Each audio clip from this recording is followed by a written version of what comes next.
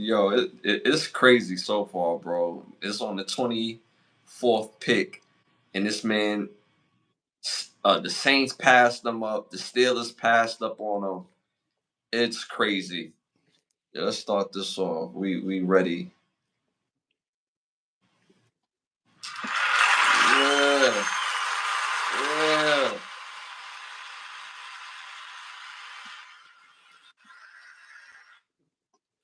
What's good, y'all? What's good, y'all? What's good, y'all? What's great? Thank y'all for tuning in to another episode of Can the Brothers Get a Rap podcast. I'm your host, Ashley Lovechild. I'm joining my co-host, my brother from another mother. Blood couldn't make us any closer. One of the best photographers in the world, my brother Santana. Say something to the people.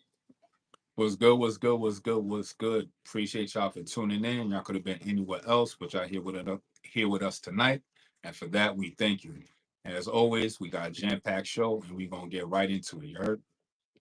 We want to thank y'all as always. We're on the road to 20,000 subscribers. We're a little over 11,000 subscribers. So again, continue to support, help us with the growth of the show by subscribing, sharing, leave comments. I'm seeing a whole bunch of comments on those rewatches. Over 375 rewatch videos right now of this podcast on this channel. So make sure y'all go tap in.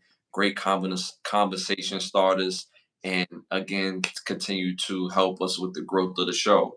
Also, the presenting sponsor of tonight's episode is Button Snaps, where you get the finest of movies, shows, documentaries, and original content for your viewing pleasure of $4.99. Again, that's Button Snap, button hyphenated sign snaps.com, button hyphenated sign snaps.com. Um, yeah, man. We're gonna have another jam-packed fire show, 153rd episode. So that's big in itself. And we'll pause. So we got a lot to rap about. Today is actually my favorite day, my most favorite day of the year, the NFL draft, because this is the day we get to see the young brothers get to change their life, their family life, and if they do it right, they could change their life forever. And so I'm excited for all the young guys that get their name called tonight. And for those who don't, they're going to get their name called sometime this weekend. So it's an exciting time, as always.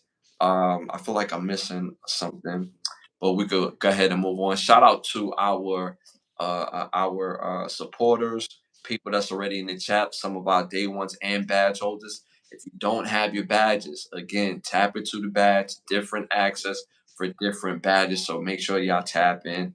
If this is your very first time watching, again, I am Ashley Lovechild, and this is my bro Santana. So we're going to give y'all a fire show. You know what I'm saying? My brother is a photographer extraordinaire, and y'all might know me because my music is on a whole nother level. You know what I'm saying? My rap skills is I'm a real MC and real artist. So make sure y'all tap into some music as well. All right, y'all. First segment of the night. Well, let me do a quick rundown. Shout out to Winter Breeze in the building. Shout out to Trina Lions in the building. Shout out to King Prince in the building. Again, one of them badge holders, man. Shout out to Treeman, Ebony in the building. Appreciate y'all tapping in, man. Big time, big time, big time. All right, y'all. First segment of the night. Y'all already know this is popular opinions. Um, this segment is brought to you by OUV Records. You see it right there. The label model is create, document, and inspire. So again, make sure y'all stay in tune. Make sure y'all stay in tune by staying on Instagram and at OUV Records and stay in tune to the latest music and merchandise. All right, y'all.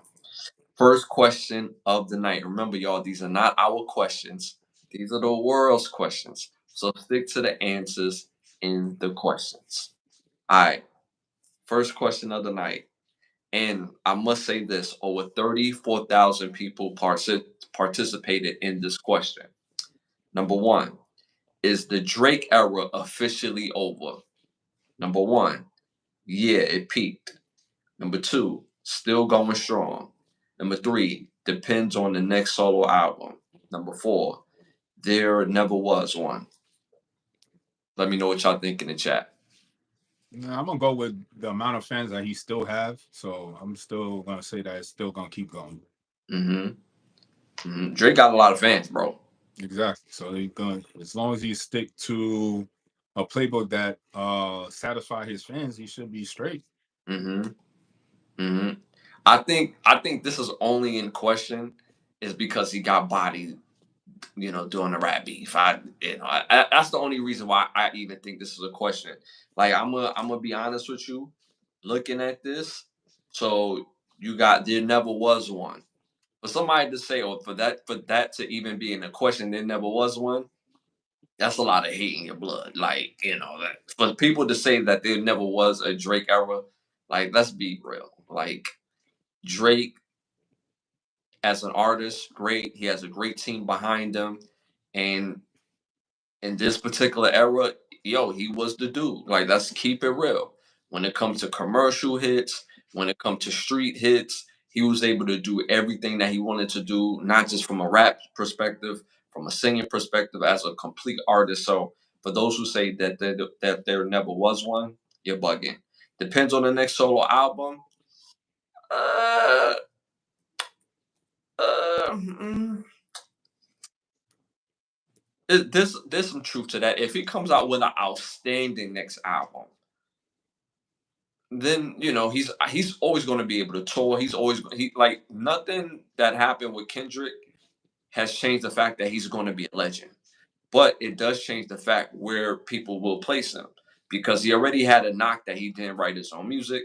So that's going to be a knock. But when it comes to making songs, that he always going to have a place. So me personally, I'm going to say I'm going to agree with you, bro. It depends on the next album, the next solo album, whether it's officially over. Some people say it's still going strong. I'm not so certain of that. And yeah, it peaked. I mean, I mean, it's looking like it right now, but he's still touring. All right, so I went with it depends on the next solo album. My brother went with on the next solo album in the chat. Still going strong. The rest of the world at 52%. Remind y'all, over 34,000 people voted on this. All said, well, not all said, but 52% said number one, yeah, it peaked. What do you think about that? That's probably just the Drake haters, I guess. I mean, I never cared for Drake anyway, but it's Mm-hmm. just when it's good music and it's people love it, then you can't deny the amount of sales he's gotten. But Mm-hmm. to say he peaked, only time will tell. We can't really tell that right now. You know what I'm saying? I don't think he peaked. I think he has more than enough fan base to when he drops another album, it may not go the numbers he's used to, but he's still gonna sell. You know what I'm Yeah, saying? yeah, So yeah. to say he peaked, I can't really see that. And Mm-hmm. I don't even like Drake. You know what I'm saying? Right, I don't even like him, but I can't say that he not right, going, you know what I'm saying, sell or that's it for him. And no, it's not realistic. right. You're like, all right, I like Drake. You know what I'm saying? But see, you're being very objective to the situation completely. So it's not like you're carrying some bias or hate. You're like, nah, it's still whatever that it may be based on whatever that's going on. So I respect that. You know what I'm saying? Like people have to learn how to take their personal feelings away from something that's just simply objective. So it's crazy. All right, y'all. Yo, shout out to Sean in the building. Appreciate you tapping in, man. You already know, don't nobody want Sanders. Yeah, we were saying that as we was coming on. We definitely want to talk about the draft. Like I said, I started off the show saying this is my favorite day of the year. I don't celebrate Christmas. I just celebrate birthdays in the NFL draft because it's the one time that we see these many amount of brothers get a chance to change their life, their family life. So, this is a fire day. But Shador saying this is getting a raw deal, man. Shout out to Tanya in the building. Appreciate you tapping in. Tanya been consistent lately. Shout out to Tanya, man. He will be fine. It's an album release right now behind a huge Kendrick, almost Super Bowl sensation. I mean, again, with the whole Drake situation, as long as he makes great music he's going to continue to have his place. Well, what type of great he's going to be, that's going to be determined throughout time. But he's still, he's still Drake. So all he got to do is continue to make great music, and he should be cool. He should be cool like how he be cool. All right, y'all. Moving on to our next popular opinion question: which TV mom would handle today's generation of kids the best? Which TV mom would handle today's generation of kids the best? Number one, Florida Evans. Number two, Claire Huxtable. Number three, Vivian Banks. Number four, Rochelle. For those who don't know, Florida Evans is from Good Times. Claire Huxtable is from uh, Cosby's. Vivian Banks is from Fresh Prince of Bel-Air. And Rochelle is from Everyone Hates Chris. Mm,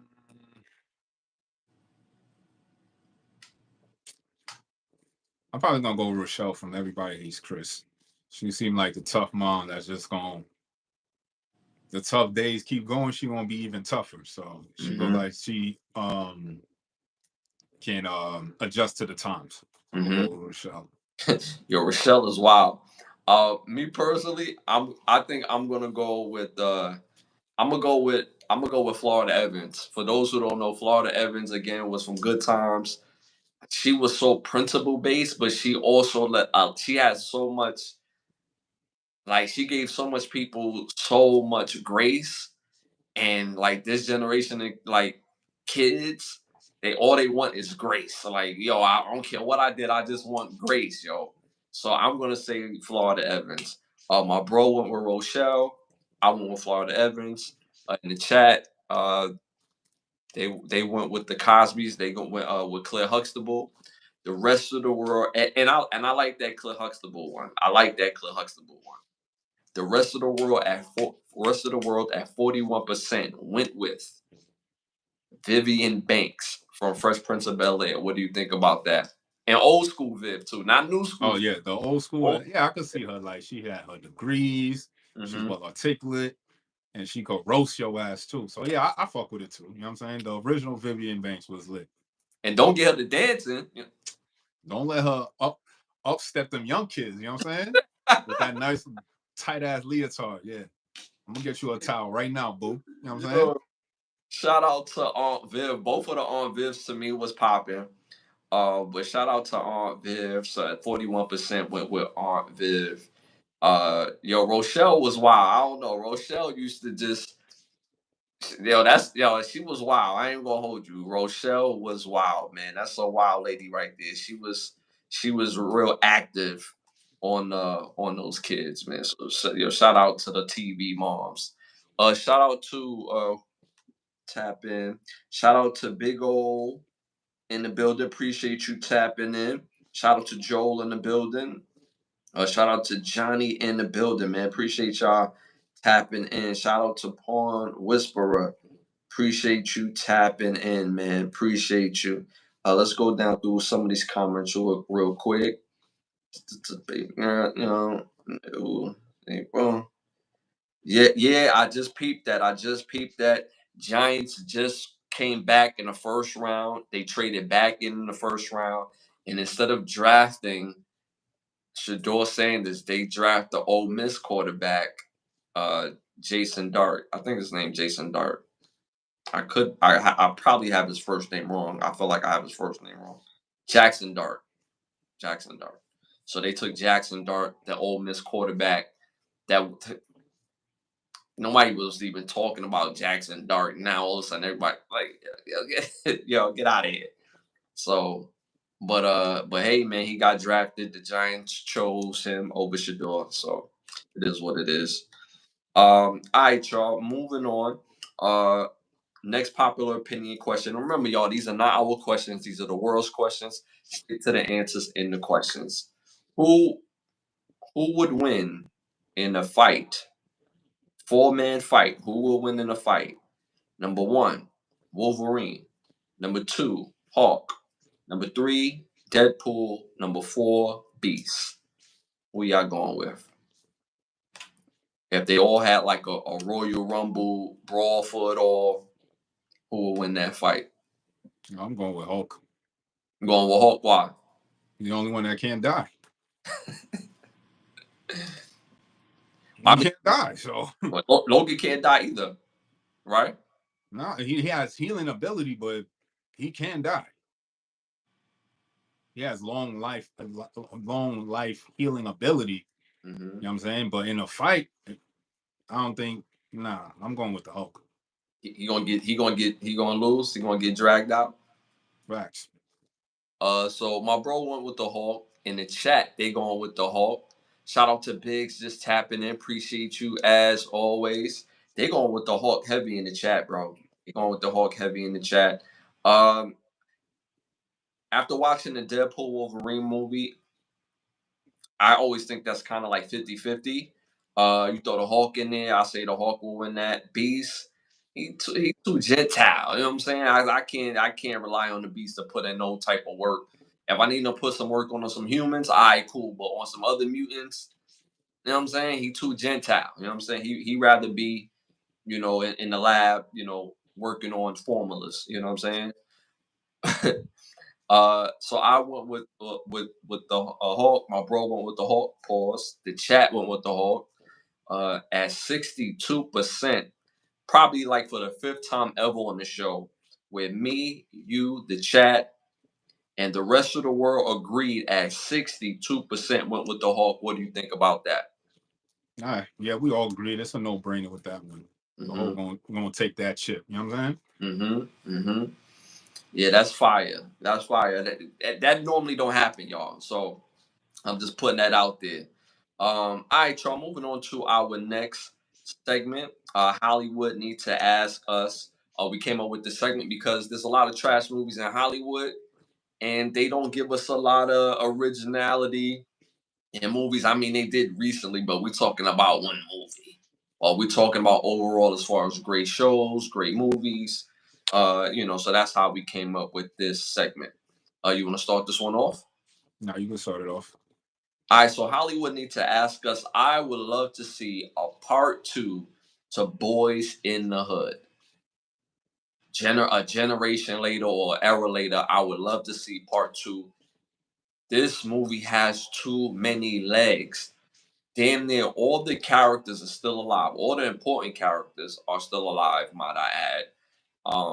No disrespect to the couple people that did pass away, but all the main flagship characters are still living.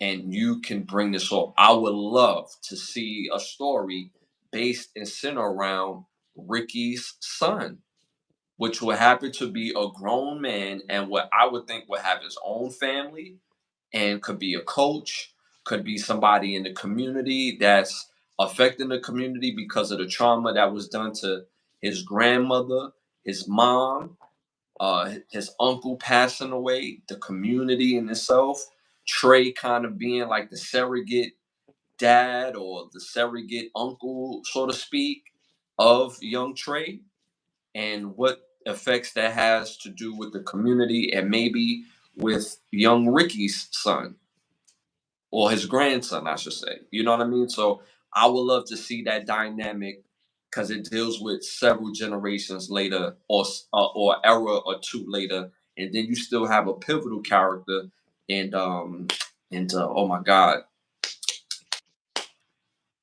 in Lawrence Fishburne.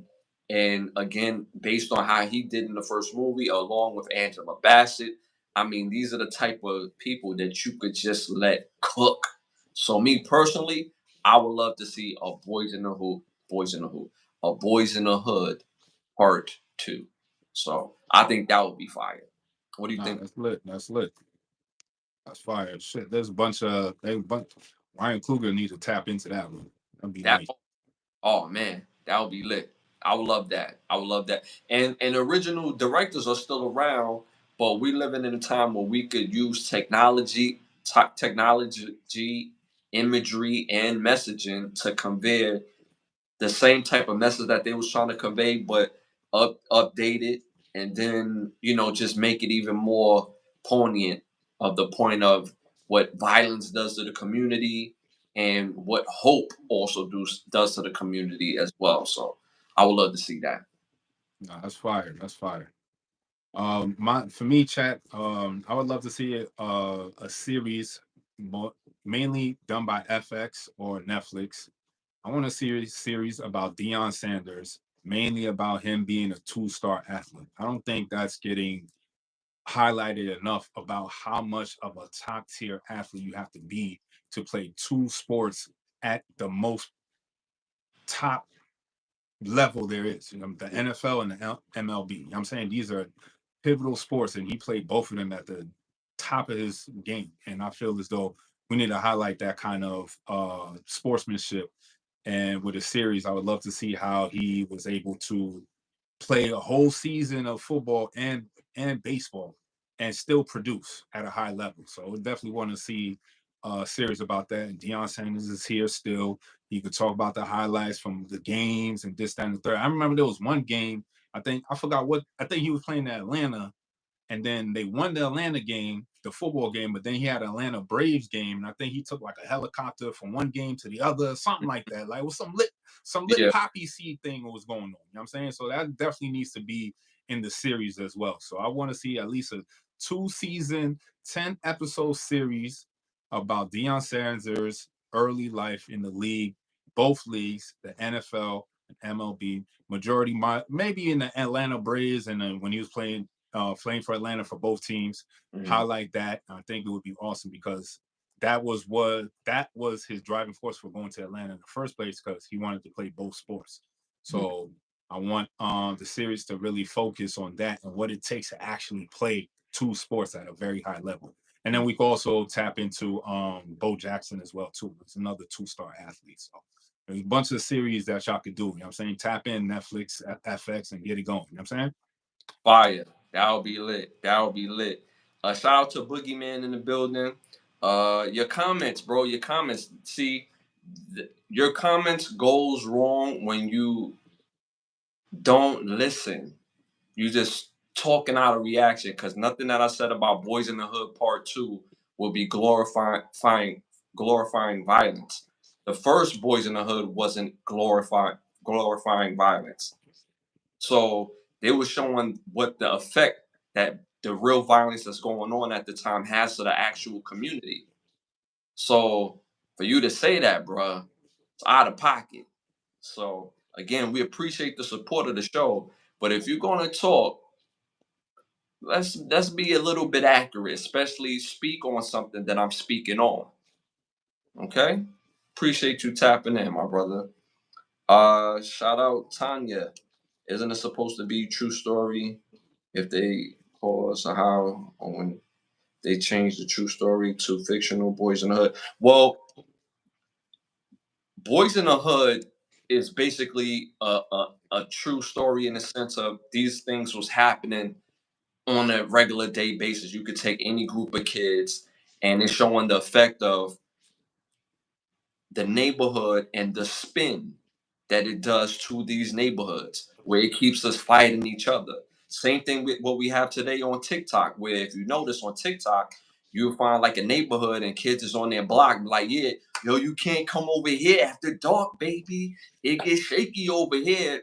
So if a video or a neighborhood is saying that in Chicago, then when a neighborhood in Brooklyn see that, then they're gonna say the same thing. When a Florida neighborhood see that, it's gonna say the same thing, and it's perpetuating violence, and it's gonna continue to. We're gonna outdo each other with the violence. Hence the check in, like, oh, you got to check in everywhere you go. Yeah, you checked in, but we don't do that to people that really needs a real check in that don't come into our communities with the best intentions. So it perpetuates something. So their story in particular was talking about the everyday kid that it can happen to anyone just based on situation. So yeah, okay, got it.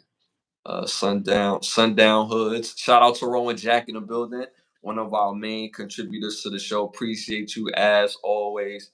Ryan Anthony, one of our other badge holders, Chicago, baby mama pissed at my baby. Shout out, man.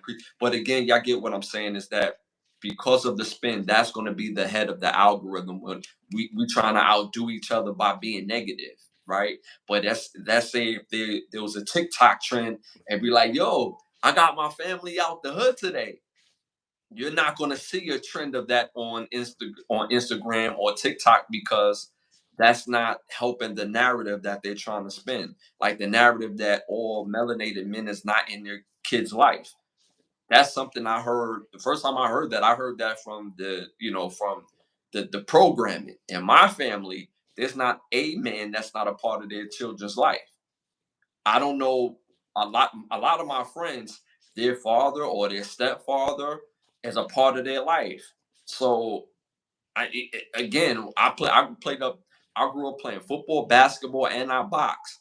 So I'm around other kids, and they got, guess what, their father in their life, and so on and so forth. So that's just the age of spin that they're just trying to push that narrative. So the spin is crazy, man. All right, y'all. Moving on. Yo, great idea, by the way. Again, that would be dope. That would be dope.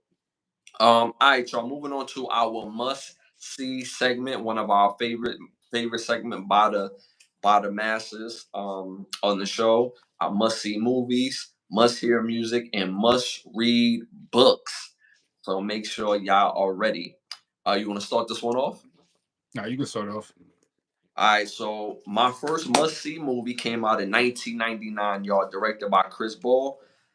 This movie stars Daniel Carley, Shannon Tweed, Jimmy Richard, and Nate Reeses.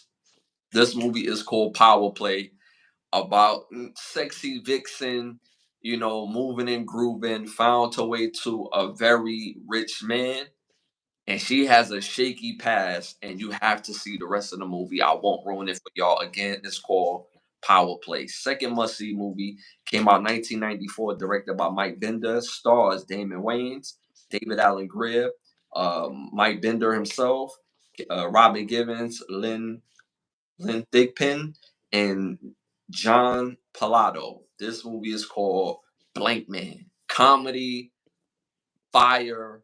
The connection between Damon Wayans and David Allen Greer is amazing. About two brothers growing up in the heart of the ghetto. They get older, they want to make something of themselves. Their grandma works with the community, and you have to watch the rest of the movie. I won't ruin it for y'all, so make sure y'all tap in to see Blank Man. Third and must see movie came out in 2003, directed by Chris Err. Uh, this stars James McDaniel, Wes Studi, Tim Daly, Irene Bedafor, and Delana Stoldy. This movie is called Edge of America, about a young teacher that was uh, that was enlisted to coach basketball at a school on a reservation, and you have to see the rest of the movie. I won't ruin it for y'all. So make sure again y'all tap into these three movies. These are fire movies, y'all. Again, one is Power Play, two Blank Man, three Edge of America. So make sure y'all tap in, y'all.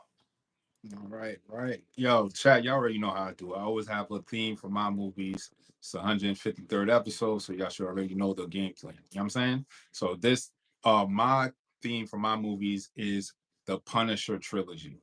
Now, I feel as though the Punisher movies were some of the most top tier movies there was. And got to go through them. All right. So the first one is, of course, The Punisher. This one came out in 2004.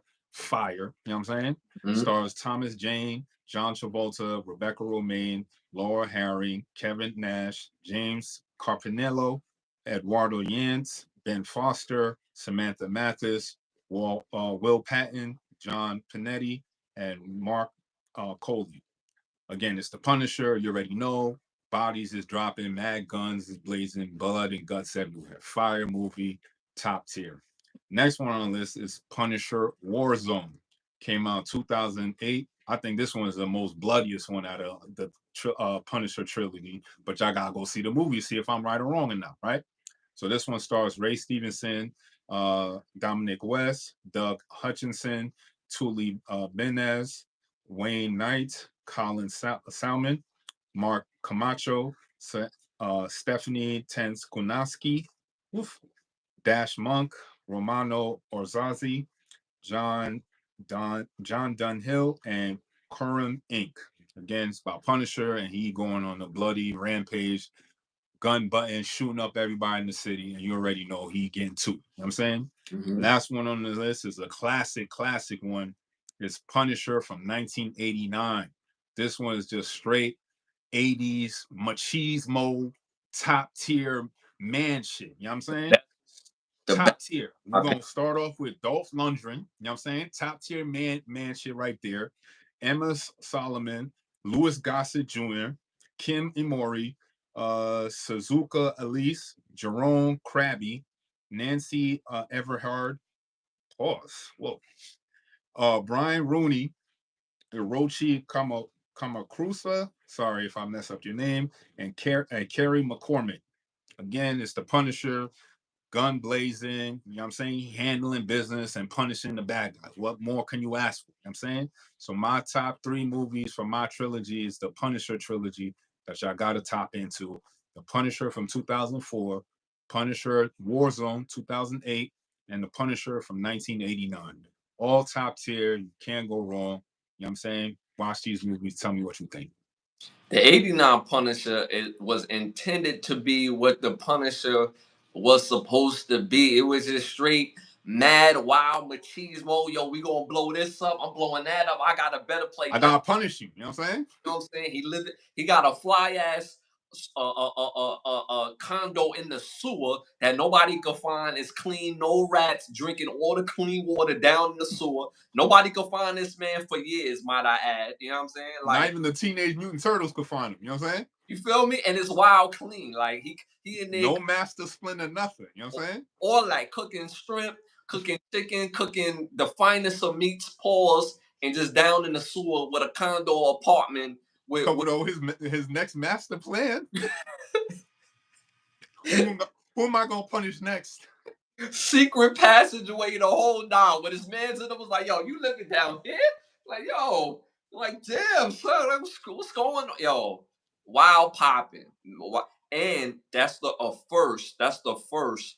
I know they like to credit Blade as the first Marvel movie, but which it is. But Punisher is the first Marvel production. So y'all know how it be. Like they, the wording and stuff. The production of Marvel started with the Punisher. The movie, the film, they look at that differently. Is I just said it, Blade. So, but make sure y'all tap into those movies. Fire movies, man. All right, y'all. Moving on to our next must-hear artists. Y'all already know how I do. I give y'all different vibrations, whether it's rap or R&B, whether it's current or whether it's classic. This episode, I'm gonna give y'all some classic R&B that you can't go wrong. Great for the vibrations, and it's great to set the mood, fellas. Listen, artists that y'all must listen to, put on your playlist at least 3 songs of this artist, put on your playlist. Babyface, the legendary Babyface. Put these 3 songs on your playlist by Babyface. Number 1, Soon As I Get Home. Number 2, Whip Appeal. Number 3, For the Cool in You. Fellas, if you ever want to thank your big bro, this is the time to thank me.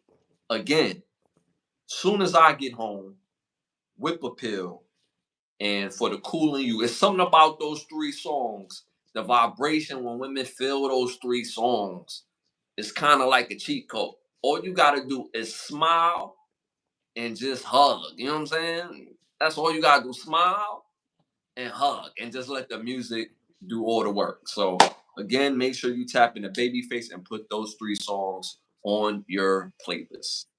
All right, y'all. Moving on to must-read books. Gotta have your book game on point, y'all. You want to start this one off? Oh, I got no books for y'all. You could go ahead. All right, so must-read books. Y'all must get your hands on. Believe it or not, man, he got a great book. Fire, a great read, bro. Curtis 50 Cent Jackson. Uh, 50 Cent. Y'all know who 50 Cent is. He has a book called Hustle Harder, Hustle Smarter. Great read. Make sure y'all tap in. And I'm telling you, it's going to give you a different perspective on how to hustle smarter and hustle hard at the same time. Pause. Like the whole purpose of reading books is to open up your mind. And the great thing about reading books is it takes you to different places and it gives you a perspective that you didn't have prior to. And great things about books now is that not only you can read them, but now we live in a space of audio books. Or you can sit there and just let it play. And again, you can feel the vibe on how what they're saying. And it's a great read. So make sure y'all tap into 50 cents, Hustle Harder, Hustle Smarter book. So make sure y'all tap in. Let me check in these comments real quick if I can see them. Shout out to AC in the building, man. Appreciate you tapping in. Shout out to Sully in the building. Appreciate you tapping in, man. If you're here to support, we welcome you. If you're here to be weird, we're gonna hook you up with the tickets, bro. So appreciate you tapping in. Don't come in disrespectful at all. We don't play that over here, bro. Understand? All right, cool. Love. All right, y'all. Moving on to our next segment. Oh, you got cologne for us? Definitely got cologne for you. If you look good, you smell good, you feel good, you're gonna do good. So if you playing that baby face, you're gonna need this drift because you're gonna, you know what I'm saying? Because she's gonna be right here. So definitely get the fragrance Coast and listen to Babyface, dab you some of this drift. The fragrance is called Coast, and you gonna, you know what I'm saying? You ain't gonna go wrong. You got Babyface playing in the background, you got that good cologne drift on you, and you got the girl, you straight. So definitely tap into drift. The fragrance is called Coast. Let me know how it plays out when y'all playing the playlist. Telling you, the whole purpose, guys, smell good, feel good, get good. Get that woman under the tuck and you have yourself a good time, man. Get in that book now. My audio library is 150 plus books strong. Roman Jack, man, you a G, man. I'm trying to tell you, the book game is different. You know what I'm saying? We're about to pick up more books and get a read. You know what I'm saying? Pick up the books, you know. So shout out to the book game. All right, y'all. Moving on to our next segment. Y'all already know what time it is.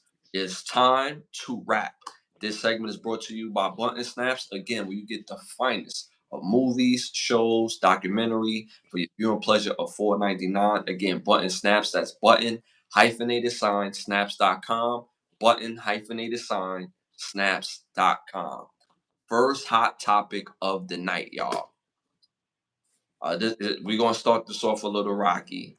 Five-star prospect and USC commit Elijah Arenas was involved in a serious car crash early this morning, Thursday morning. He's been hospitalized and placed into an induced coma. He's 18, the 18-year-old son of former NBA star Gilbert Arenas. What do you think about that? Yeah, condolences go out to his family. Hopefully he can pull through, and just prayers up for his son and his family. Yeah, yeah, I agree wholeheartedly. Um, when I heard about it, I was like, wow, really? And then when I seen the actual footage, it hit me completely different. I'm not even gonna hold you. I don't even know this young man. I just know of him, of his basketball prowess. I've seen interviews that he was doing and things like that, and he just seems like a really good kid. You know what I mean? Like on and off the court, and as great as a basketball player that he was on the court, I can't imagine the type of kid he's on off the court. And to see how the crash looked, that the Cybertruck was wrapped around a tree, so the first thing I thought about was like, yo, how fast was he going? And I'm not trying to blame the young man, but it's like, damn, how fast was you going? And it hit me differently. It hit me as dad. You know what I'm saying? I'm not his father, of course, but it hit me as a parent. Like, damn, he's only 18 years old. Did he need to learn that lesson? You know what I mean? Like, come on, man. Like, these are the type of situations as a parent you don't ever want to question the higher power or ever question God. But anytime it involves your children in a serious accident where where anything can happen, it really challenged your mindset. It challenged your heart because it really made me feel a type of way just looking at the accident in itself. It was horrible just to see that. So I really hope this young man pulls through. I hope that his family is rallying behind him, and rallying around each other to help, hopefully, so he can feel that spirit through some way, somehow. You know what I mean? So that way he could just be able to come from this and walk away from this and move forward with his life, whether or not he plays basketball or not. That's not the most important thing. He's only 18 years old. He has his whole life to live ahead of him, and I really hope that he pulls through. My prayers go to his family as well, and shout out to Elijah Arenas, man. So it's real sad, man. Shout out to Rowan Jack, man, one of our biggest supporter of the show, always supporting the show as always. He just gifted y'all some memberships in the chat. So send that man some thank yous. Send that man some thank yous. He just gifted several of y'all of some memberships. So again, we appreciate your support as always, Rowan Jack, man. Just first class dude, man. Appreciate you as always. All right, so moving on to our next hot topic, NFL draft. The NFL draft is going on right now. First round is going on right now. Of course, round 2 and round 3 is tomorrow, and round 4 to 7 is going to be Saturday. So, first highlight of the night, Cam Ward from Miami University. He goes to the Tennessee Titans. Uh, Jacksonville traded this year's pick, some more picks of this year, and then next year's first round pick to come up for the second round pick, and they scooped up Travis Hunter, two-way star, receiver and corner. So Jacksonville Jaguars got Travis Hunter. With the third pick, the Giants went with Abdul Carter. Another notable pick, Ashton Genty, goes to the Raiders. Uh, and as of right now, let me just do a update. They on my Chiefs got the pick right now, so we're on the clock. And Shador Sanders have yet to be drafted in the first round. The Giants came back in the first round and took the quarterback from Ole Miss, Jackson Dart. What do you think about the draft so far? I don't watch the draft, so Okay. Well, some of the guys that went to the places, what do you think? With Cam Ward, you seen Cam Ward in Miami, so now he's with Tennessee Titans, and Travis Hunter going to the Jaguars. I mean, a lot of these owners is, I mean, on the other side. So as long as they protect these top tier franchise people that they went hard to go after, I have no problem with it. You know what I'm saying? Tennessee Titans, as long as you get in top tier offensive line to guard and protect him, you know what I'm saying? You know, just because he got quick feet don't mean he gotta be running around up and down the field all the damn time. Sometimes you want to stay in the pocket and pass. You know what I'm saying? Yeah, Then as long as Trevor Lawrence is still on Jacksonville Jaguars, right? yeah, All right, yeah. so I mean he's a decent quarterback, so you know what I'm saying he got a couple of pieces with that, and I hope that'll help Jacksonville with their defense as well. They could come up with a new type of schematic to try to play him on both sides. That'll Mm-hmm. be lit to see. So Mm-hmm. just wait for the season, really. Mm-hmm. Um, a couple of my Michigan guys, shout out to Mason Graham. He went to the Cleveland Browns. That's gonna be crazy. That defensive tackle, his ability to do what he does from the defensive tackle position. You got Miles Garrett on the outside. So that defense is gonna look really, really scary. Another notable, Ashton Genty went to the Raiders. Colston Loveland, tight end from Michigan, also went to the Bears. So you had some real standout guys that still was able to place well in the draft. Again, the whole storyline is Shador. Unless somebody comes in right now to trade in, because the Chiefs, we just traded the pick. If somebody trades back into the first round, Shador will more likely be looking to get drafted in the second round. Right now, Philadelphia Eagles is on the clock. They're not going to draft a quarterback. The Chiefs, we're not going to draft a quarterback. What do you think about Shador falling possibly out of the first round if he doesn't go within the next two picks? It's part of the scheme. It's part of the game that they play. You know what I'm saying? They run the game, so they're gonna play the game how they want us, how they see fit. It's not our game. You know what I'm saying? If it was our league, then it would be he would have again drafted the first. I mean, by first round.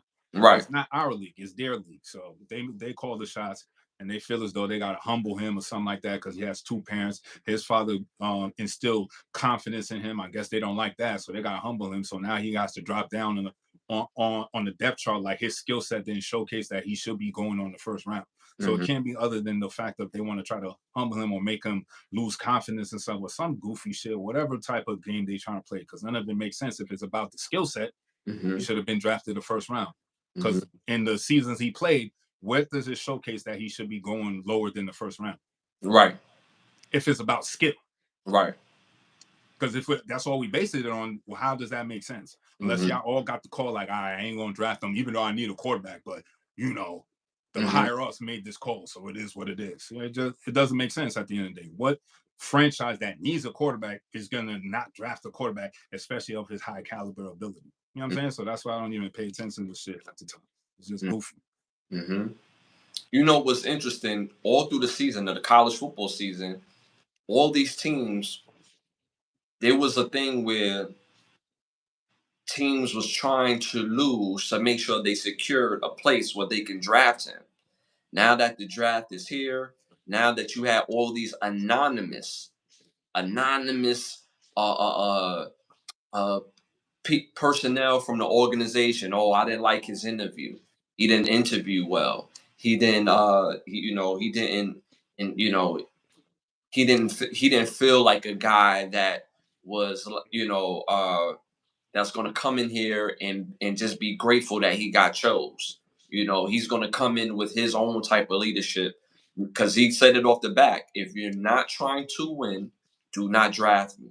That was his first quote to the whole world of the NFL at the NFL Combine. Then they try to blame it on the dad, where Dion is saying that he's going to handpick the team that he wants Shador to go to. So they blaming so many different factors. Then they're trying to say, oh, he doesn't have arm strength. He doesn't, run the 4-4. All these different type of things when the quarterback position is based on leadership, precision, timing, and all those things he does very well. He has a strong arm. He's athletic. He's not Lamar Jackson athletic. But guess what? 95% of the other quarterbacks is not Lamar Jackson athletic. But he's pinpoint accurate. Pinpoint. And he's a leader. And one thing they don't talk about Shador is, I didn't notice, he didn't take none of his NIL money. His NIL, he was evaluated like around $5 million in his NIL deal.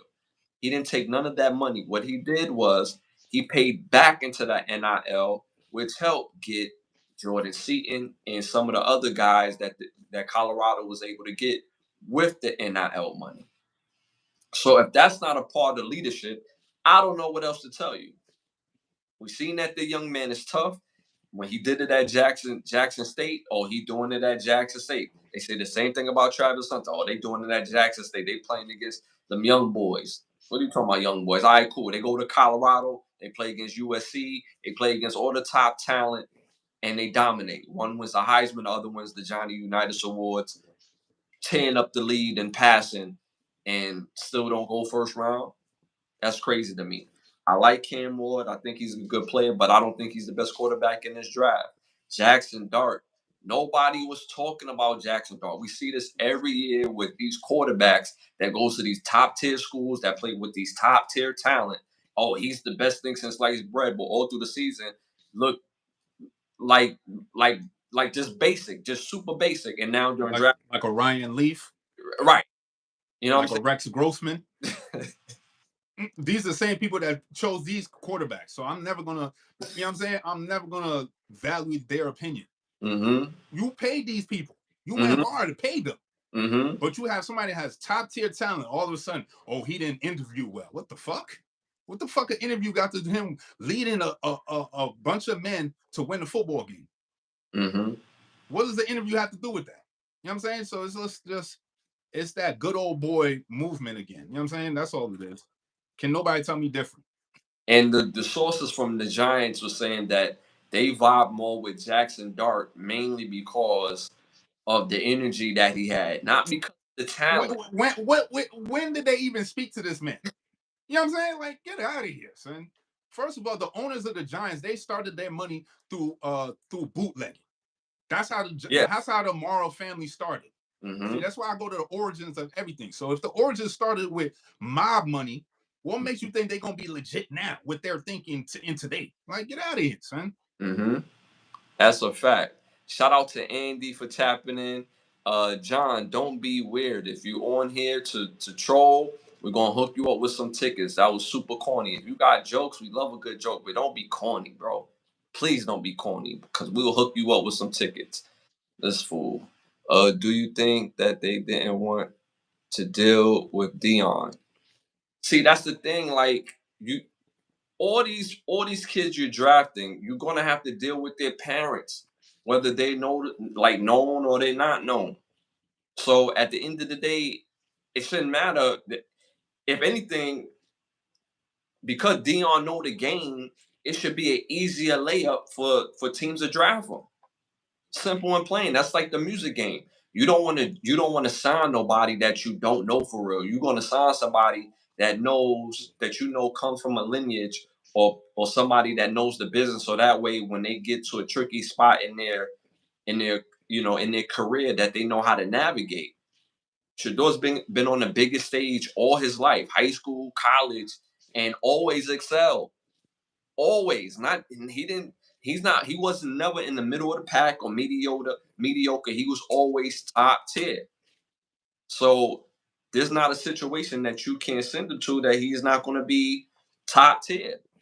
So as of right now, the Chiefs got the pick. You already know we're not going to pick Shador. Unless somebody comes in at this very last pick of the first round to pick him up. Do the Steelers need a quarterback? They passed on him. That's again, I feel like don't even do it. Gave him that call real quick. You want to still be coaching, right? All right, cool. They're still waiting on Aaron Rodgers. For what? To do what? Retire? Well, Aaron Rodgers for what? Why is he even being brought up? To do what? Right. Water boy? At this stage of the game, like, come on, man. You need to be the quarterback coach or something. Right. Not to be the quarterback. We waiting on Aaron Rodgers for what? So that's crazy. So the landed spots was Cleveland, was the Giants, the Saints, Steelers. All of them passed. So it's going to be interesting. Now, if he ends up in Cleveland, which can still be, a real thing. I mean, they didn't upgrade their offensive line. They went and got a defensive tackle, which will help their defense, but they didn't draft as if they're preparing for a quarterback. So, and I feel like any team he goes to now is going to be, they're going to go out their way to make sure he fails. Because these owners don't care if they lose money or not. You know what I'm saying? Because the stadiums, they didn't pay their own money to build the stadiums. You know what I'm saying? They use public money, so the public pay for that shit. You know what I'm saying? So they holding on their breath. So my point is, if they have a losing season with Shador, it doesn't matter. Right. They're gonna make money anyway. So I feel it's like, if the teams that really needed a quarterback don't draft a quarterback, how does that even make sense? Right. On a business sense. Right. If you have a barbershop and your most important tool is clippers, and you pass on the clippers, how the hell are you gonna run your business? Right. So if you have a football team and you're in desperate need of a quarterback and you pass on the quarterback, how does that make sense? And let's keep this in the proper context. He's not a quarterback. He's been the best quarterback. He's the quarterback. So a leader, somebody's that's gonna lead the rest of your men and believe him and follow him. You need that. He has confidence. He's not somebody that you have to bring in and develop his confidence. He's going to go right into a program and lead men. Isn't that what you want? Oh, no, you don't want him to have this confidence because he got it from his father. He got it from his mother. Oh, you don't want that narrative. You want a single parent, like a Jaden Daniels situation where his mom's all over him. That's the situation you want, because that's more controlling. That's more of the narrative that you want to play. Mm-hmm. Not Shador Sanders, because you can't finesse him. Mm-hmm. Ain't no finessing, because his pops already gave him the knowledge, gave him the game. Mm-hmm. So he coming in there with his own bread. That's another thing. When you coming in there with your own bread, I don't need your bread, but I want to come and play football. Mm-hmm. That's another incentive to draft a nigga. But obviously, I don't know what. You know what? I'm not even an NFL owner. I don't even know what I'm talking about. They know more than me. You know what I'm saying? Mm-hmm. Obviously, they got their crystal ball. They know passing up on this quarterback is their best decision of their life. That's basically what they're saying. They know more than me. They own that's their franchise. You know what I'm saying? What do I know? Mm-hmm. See, I mean, again, this is why I always say it. Like, some of these people got their jobs on hookers because they don't know they don't know what they're doing, and we see it every single year. And this is going to be another part. And the reason why the story is so polarizing is because we've seen this in real time. This is the first draft I've ever seen where a quarterback is not drafted, and all the great analysis of the game, that's people that's predict picks, they're flabbergasted. They're like, how is this young man not drafted? They said this boy could throw a ball into a damn mailbox. That's how accurate he is. They don't want accuracy. So I just they don't want it. I just don't get it. And it's official. It don't matter if he could throw the ball into a rhinoceros's ass. It doesn't matter, because obviously they're not picking him. You know what I'm saying? I would pick that with that type of accuracy. You know what I'm saying? And it's official. It's official right now. I knew my Chiefs wasn't going to take him. Of course, we needed an offensive lineman, and we took an offensive lineman from Ohio State. So I mean, he's definitely going to go in the second round. That's but where is unclear. So we're going to see moving forward. So this is going to be interesting topic moving forward. All right, y'all. Moving on to our next hot topic. A big question happened on social media that just took over TikTok, took over Instagram. So everybody kept asking and answering this question. So we had to give our take on this. 100 human men versus one gorilla. Who wins that fight? 100 human men versus a gorilla? Yes. The men. Niggas are gonna come up with all kind of tactics and schemes to get that gorilla up out of here. Mm-hmm. What are we talking about here? Mm-hmm. We know we can't fight them physically, so we're gonna use our mind and come up with a scheme and trap the motherfucker. Well, why is this even a topic? Because they saying it's more so pure, like it's nothing around. It's just straight gorilla and 100 men. Nah, niggas gonna find something, put it together, and to get the gorilla up out of here. They have to say that because there's nothing around. How's there gonna be nothing around if you battling the gorilla in his element? There ain't no trees, there ain't no grass, there ain't no nothing around. Get out of here. That don't even make no sense. Mm-hmm. And even still, there was nothing around. We're still gonna have our ingenuity and our mindset to thwart the gorilla at the end of the day. Mm-hmm. It's the 100 men thinking on how to get up out of here. Nah, I'm always gonna go with the 100 men. Pause. Well, the strength of a gorilla, it's not even close to 100 men can do. If we're going strength on strength, then that gorilla hands down strength on strength. But in my opinion, if you take 100 G'd up dudes who's about that action, boss, you know what I'm saying, and we gonna get a scrappy dude,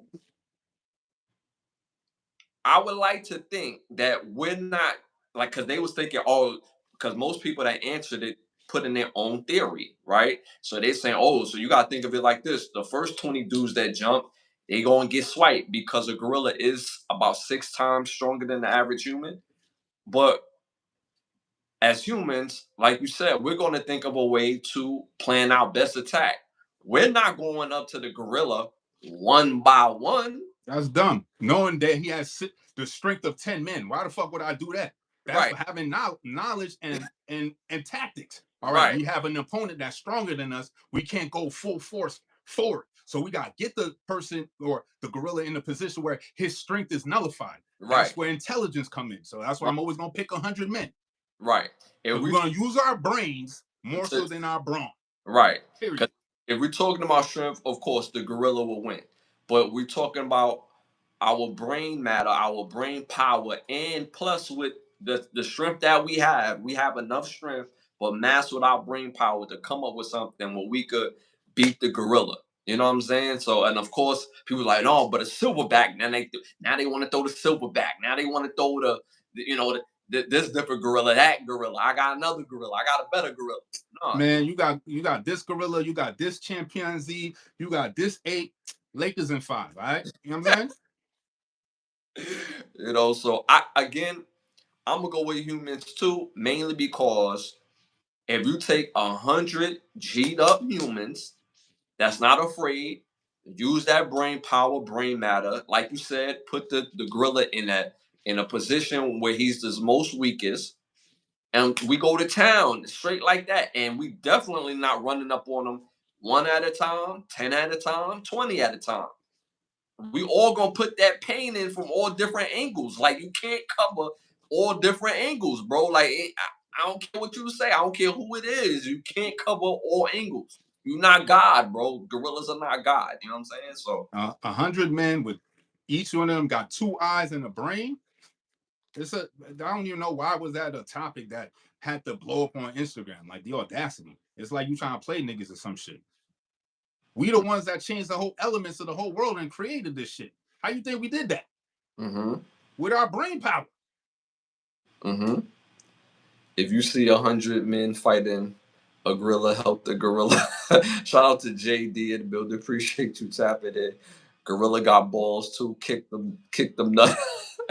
That's a fact. Yo, dudes gonna do what they gotta do, man.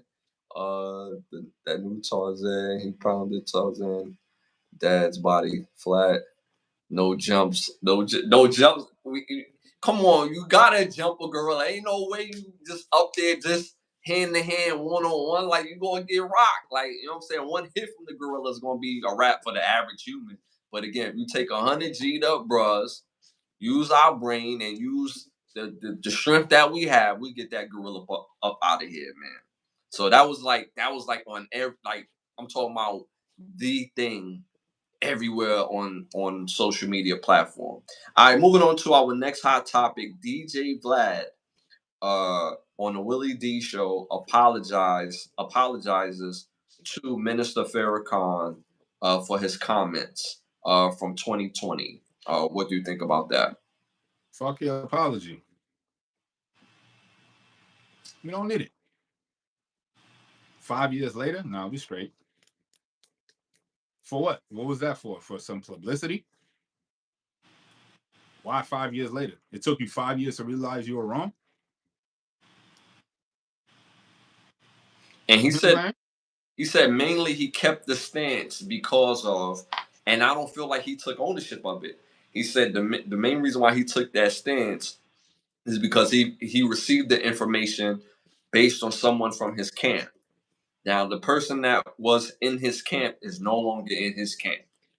So now he feels like he has to apologize because he responded to something that Minister Farrakhan never said. Like how most people they hear something and they don't speak on what was actually said. They just speak on what they heard.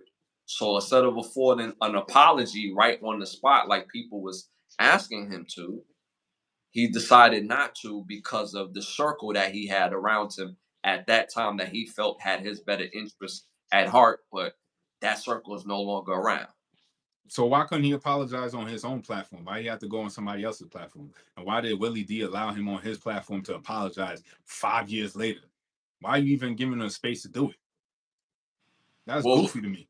well, Willie D sees him as his real friend. They actually feel like they're friends, so that's why he allowed him on his platform. But 5 years later, you know what I'm saying? Like, if you wrong, you wrong. Like, as your man's, I'm not gonna allow you to wait 5 years. Like, go on your own platform to do it. It's still goofy. You know what I'm saying? But they need a nigga to allow the goofiness, and he was the goofy. You know what I'm saying? Because you could have just did it on your own platform. Why'd you not do it? Oh, you need you know what I'm saying? To make it palatable for the rest of us. Because you could have just did it on your own platform. You know what? Have a whole special, you apologizing. Maybe they were gonna get you numbers. Nah, you ain't do that. You went on somebody else's platform to apologize 5 years later. I'm like, nah, man, fuck out of here. Mm-hmm. So, what do you think the next move is for DJ Vlad regarding this situation? I mean, he's always gonna have a platform because we're gonna have lesser people that don't have a mindset continuously going to his platform. Mm-hmm. If niggas ain't going on his platform, he wouldn't have no platform. Period. That's a fact. That's a fact. Because you're speaking on our culture. You're not speaking on Russia because you're from Russia. I don't hear nothing about what you got to say about Russia or your lineage or your background. Everything you speaking on has everything to do with melanin culture. How are you speaking on our culture? But the other people allow it, so I can't even fault it. So you go on another nigga platform that allowed you to go on his platform to spew your more bullshit. Now the rest of us have to play this rigmarole game because now you went on somebody else's platform when you could have just did it on your own platform, which would have made more sense. Maybe it would have had more validity. Because you denied the nigga on your platform, but then you go apologize on somebody else's platform. Like, oh, that's weird. And this is why I say us as a culture, we pick and choose. Because not too long ago, like I had some words with somebody that I know personally about the whole DEI situation and how they're gonna boycott Target for one day, and and I'm not segueing. I'm just allowing us to breathe in the same space. Is that we're gonna boycott Target for a day, and it's like that ain't gonna do nothing but you picking and choosing. And here you have somebody who speaking on Minister Farrakhan, who is very near and dear to our community, based on the things that this man had to endure within his life and the things that he had to take on as far as belief and just holding it down. And then here you find yourself feeling like you're on the same level when you're challenging this man and you want to speak to this man like you deserve his audience and you deserve his time and energy when you're completely out of pocket. But then you still have our people, as far as like our culture, still going on his show and being guests.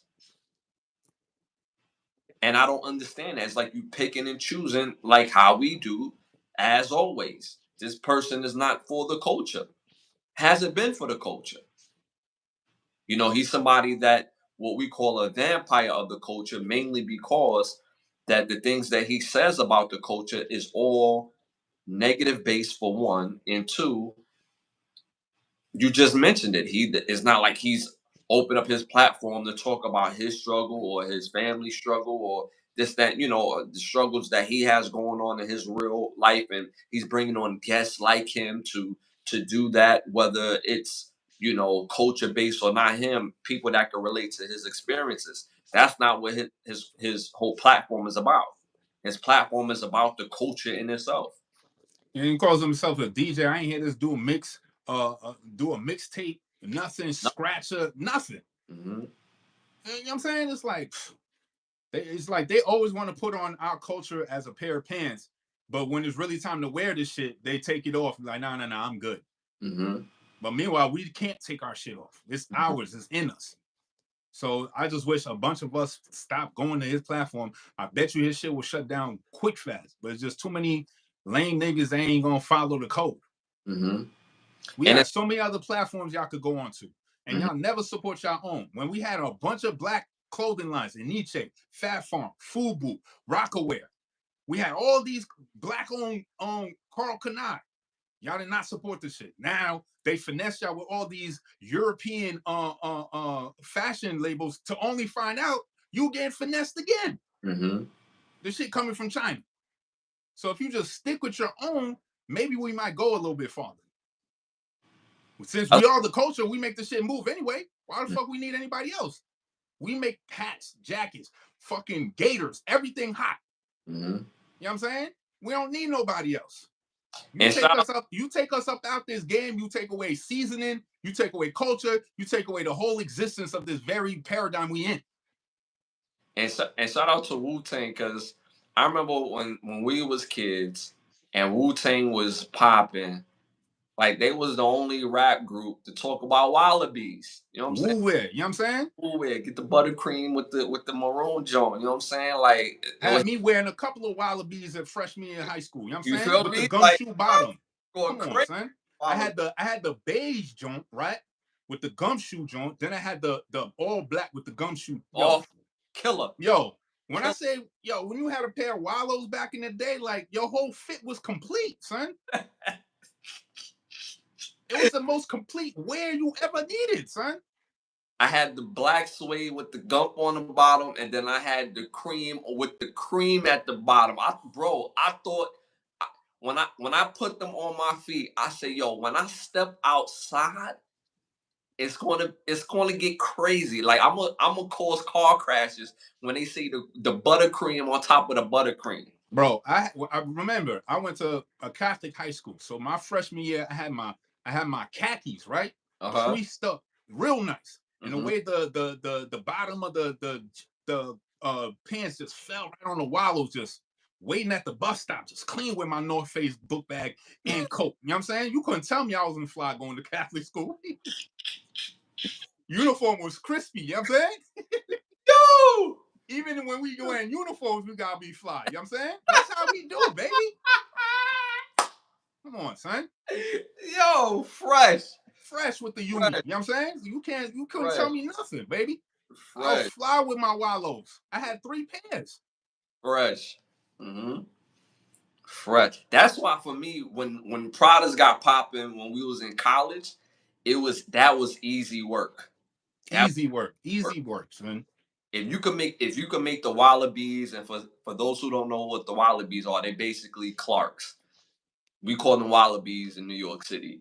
If you can make the wallabies fire, the Pradas, it was basically cheating. Like it was already, you know what I'm saying? It was It was already, just a nice Euro step over there. Like, all right, cool. You know what yeah, I'm man.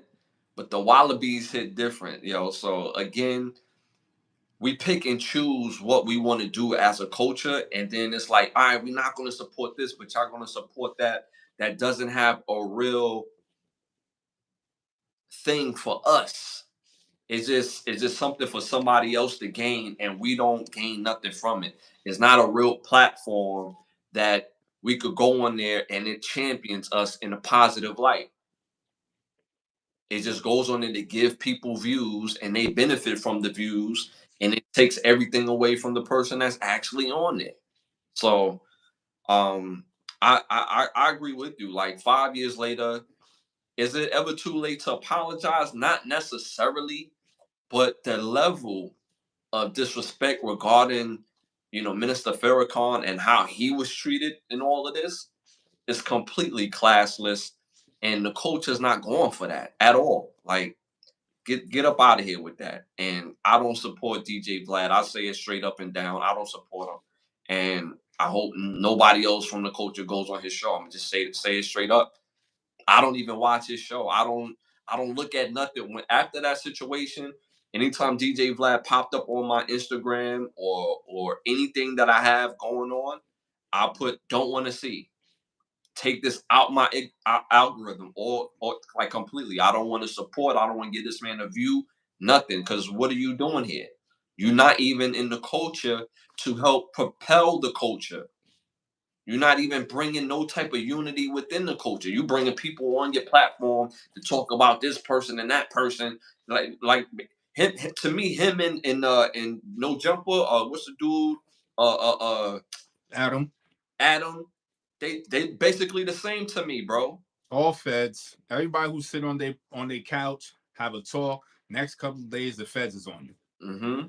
I don't. And we've been saying this shit for how long? And you goofy guys keep going on there. Mm-hmm. So do I need to blame DJ Vlad, or do I need to blame you goofy ass cats who? Because nobody's putting a gun to your head and say you need to go on DJ Vlad.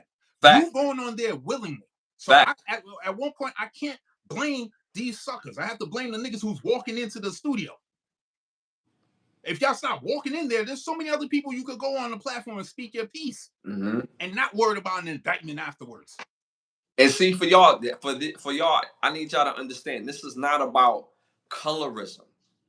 right? This is about the game of hip hop. So you have people in the game of hip hop who is not born into the culture that helps the culture grow, because every time they're around the culture, they're about positivity. It's about adding to the culture. Like, shout out to MC Search. Every time I've seen him in the culture of hip hop, he's always been trying to put somebody on, or get this person with that person. He's not, in my eyes, taken away from the culture. He's been in the game for over 40 years. In his 40 years of being in the game, I ain't never seen him be a vampire. Eminem, I ain't never seen Eminem be a vampire. There's a bunch of people in the culture that we accept because they understand the culture. They're not coming over in the culture not having understanding. Eminem, MC Search, they grew up in the jump. Yes. So how you gonna disrespect something that you grew up in? So I respect those cats. So it's like you could come into the culture and give respect, even though you wasn't in the culture. You respect the people that's part of it. Vlad don't do that. But then at the same time, if y'all already know that, why y'all still going on his platform? Mm-hmm. So I can't blame Vlad after a while. Mm-hmm. That's a valid point. That's a valid point. That's a valid point. Because when we gonna start putting the light on these goofy ass cats who's going on there? Why are you on there? Ari Spears, you're goofy. Mm-hmm. You stay going on there. Mm-hmm. Even though Tony Yayo goes on there, he don't placate with the games that DJ Vlad be doing. He's like, yo, hold on. Yeah, I'm on your show, you my mans and all, but we ain't gonna do this. We ain't gonna do that. Mm-hmm. And there's certain ways you could be on the platform and not incriminate yourself too. Mm-hmm. But even Tony Yayo, who's somebody I also fuck with, there's other platforms, G. That too. Bootsy, there's other platforms, G. Michael John White, there's other platforms, G. Go on these other platforms. When he tried to play what's his face? Marlon Wayans, because he wanted to get paid.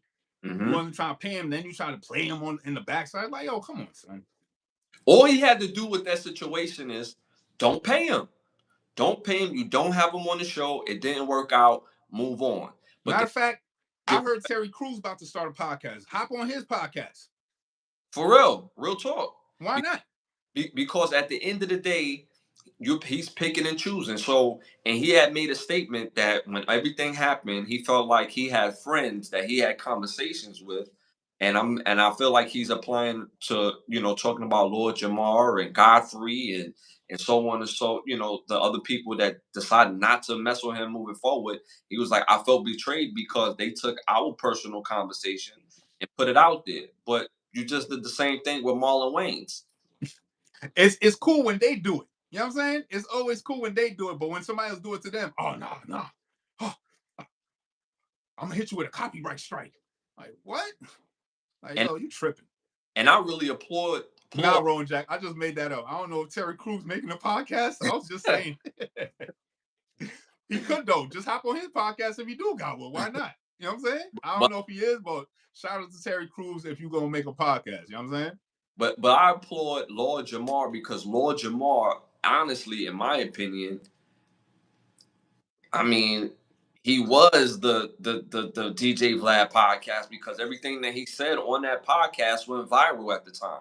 And he was like, yo, I'm out. If you don't have it in you to apologize and to make the situation right, I'm out. And Godfrey was on the same type of time too. He was on the show. A lot of his funny clips went viral off of Vlad as well. And they was out and they took their viewing power and started their own as well. So I respect that on a whole nother aspect because you're about to lose viewership on one end that was guaranteed. And now that you started your own thing, taking a risk. But because we are the source and because we are the seasoning, the people gonna follow anyway.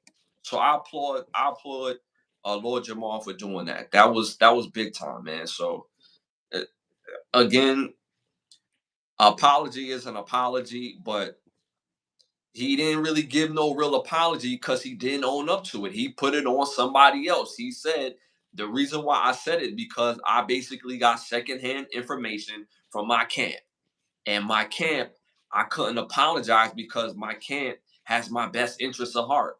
But you no longer have that camp, so now you come and apologize. And well, how do we know your camp even said that? Just because you saying that, you know what I'm saying? Like that's why I don't believe nothing you say because you waited 5 years to say it. If you waited a couple of months, maybe you would have had some validity. But the mere fact you waited 5 years, nothing you say now is credible. So I don't care if it was your camp that said this or this, that, and the third. You're the one that said it, though. Mm-hmm. We ain't hear nothing from your camp. We just heard you. Right. So you want to throw imaginary niggas under the bus? Right. Oh, okay. Right. Because there's no. It must be the school bus, the magic school bus. That's what it is. There's no responsibility on it. So it's like, get out of here. All right, moving on to our next hot topic. This was a real big topic that just came out as well. Kanye West, he admits to being sexually abused by a cousin until he was 14 years old. There was a cousin that he had that Kanye was basically forced to give fellatio until he was 14 years old. What do you think about that? It's like a double-edged sword with that, because it's like, on the one hand, when men who are victims of SA come out and speak on it, it's on deaf ear. Mm-hmm.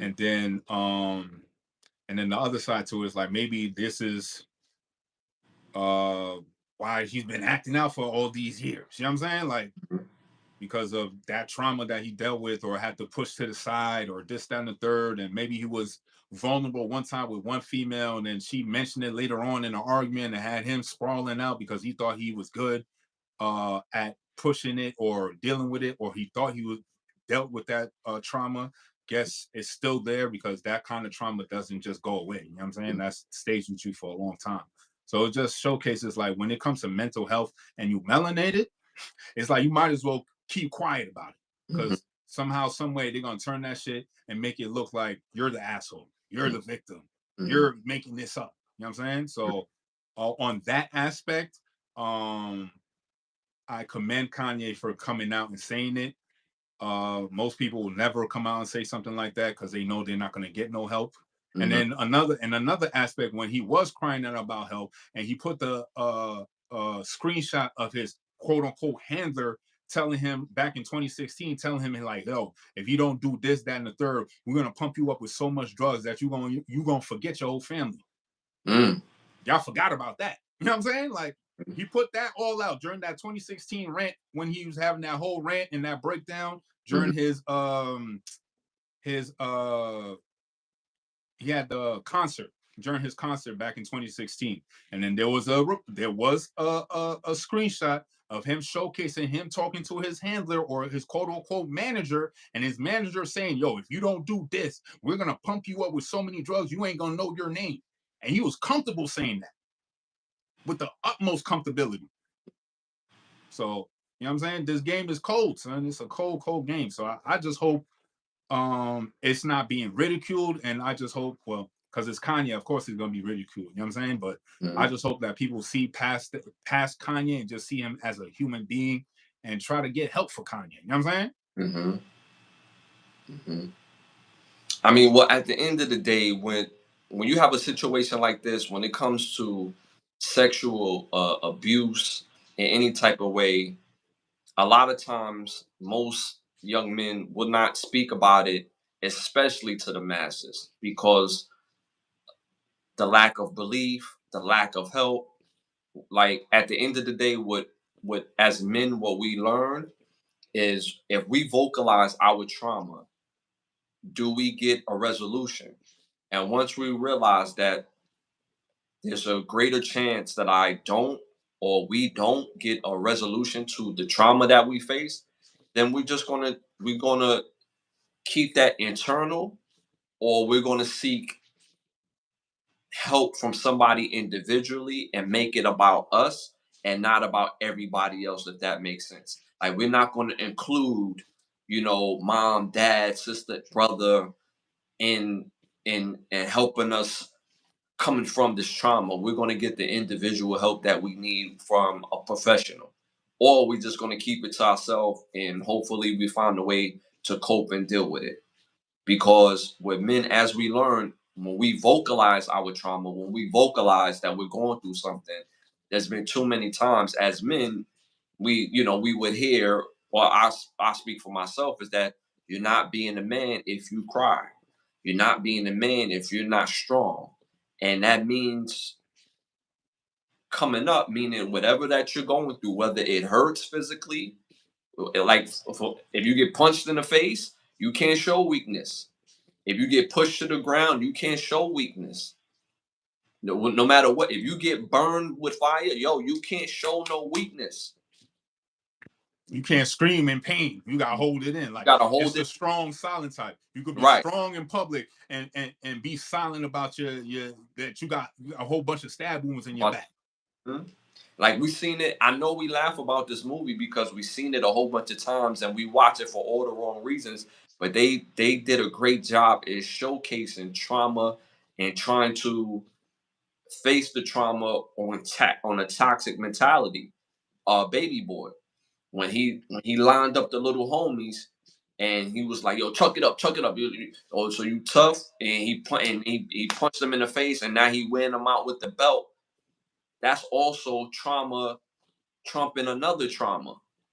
You see what I'm saying? So at the end of the day, we're conditioned to deal with everything with yo, be tough, be strong. That's a part of being a man, baby. There's not a place where we could go and break down our trauma and there's a place where we can land and come from that trauma stronger just by talking. That's why it's scary with men on men in a sense where there's a low level of violence among men always, where just a wrong word that could be said, it could go to 1,000. Is based on that trauma. Yo, you gotta be a man. You gotta be strong, baby. So I don't take what he said lightly. Um, I think people trivialize Kanye West based on his antics, and then when he mixed his antics with something truthful like this, then the truth falls up on deaf ears. Like, cause just a whole week ago, he did an interview with I can't think of the dude's name. He's also another DJ that don't play no records. Oh, academics. Academics, right? And and he has a whole KKK mask on, suit on, but instead of it being the color white, it's the color black. You know what I'm saying? The antics of it all. So again, it's like when that truth is mixed with the antics, people trivialize his pain and don't take it seriously. When he's really speaking out on something that's a real thing that affected him probably his whole life. What do you think about that? Added on to that. It's just the society we in. Like it's not catered to our needs because it's not focused on our needs.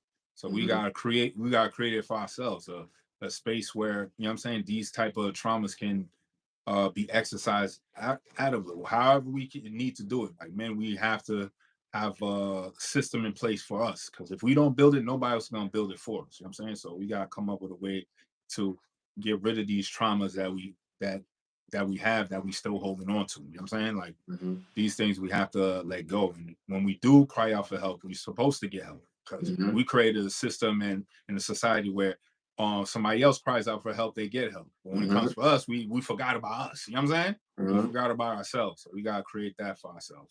Hmm. I agree, brother. All right, y'all. Moving on to our next hot topic. Gotta talk about it. The hottest movie out right now. Sinners review, y'all.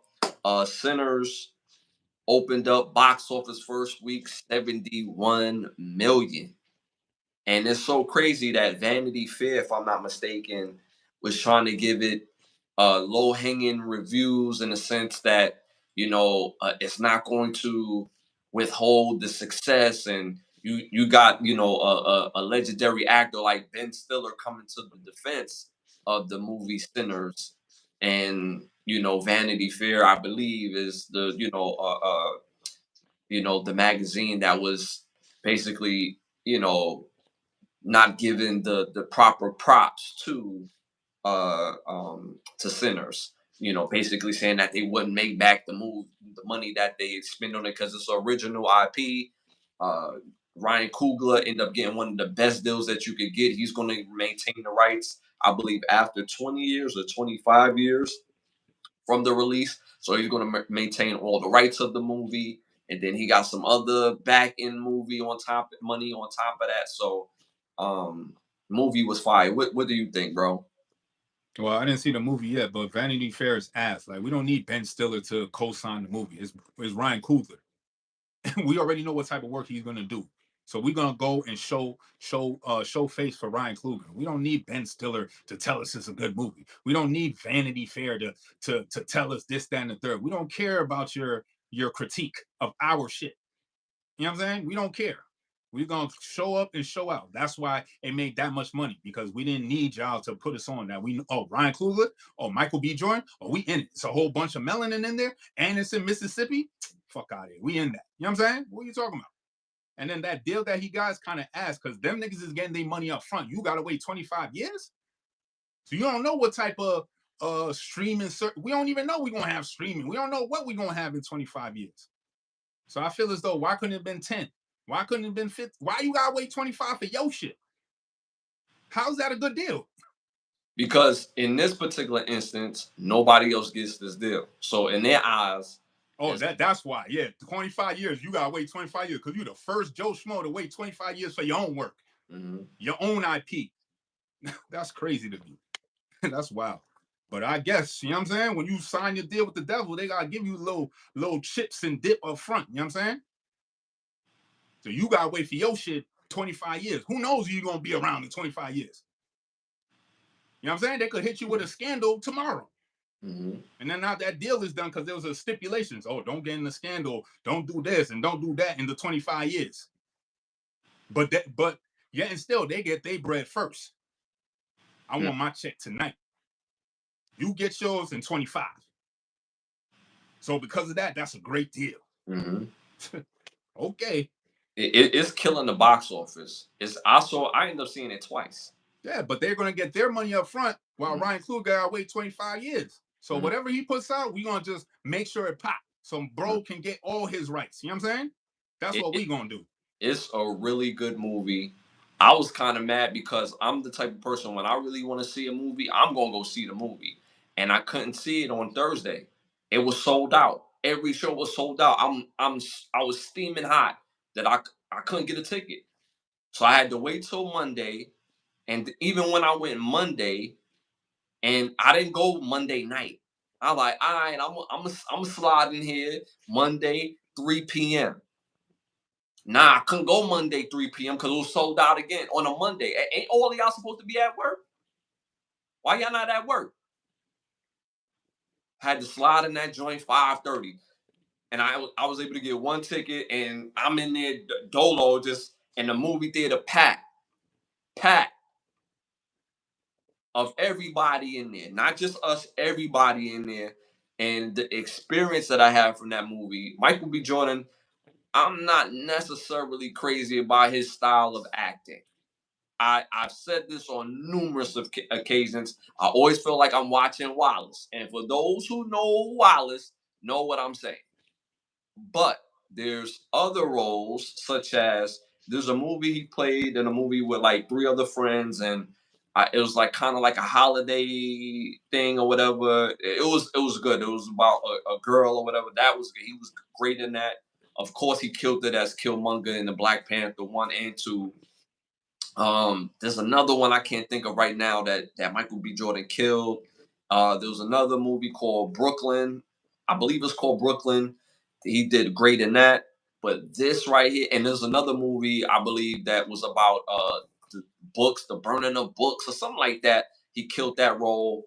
And then this right here, 2 roles. He bodied both roles.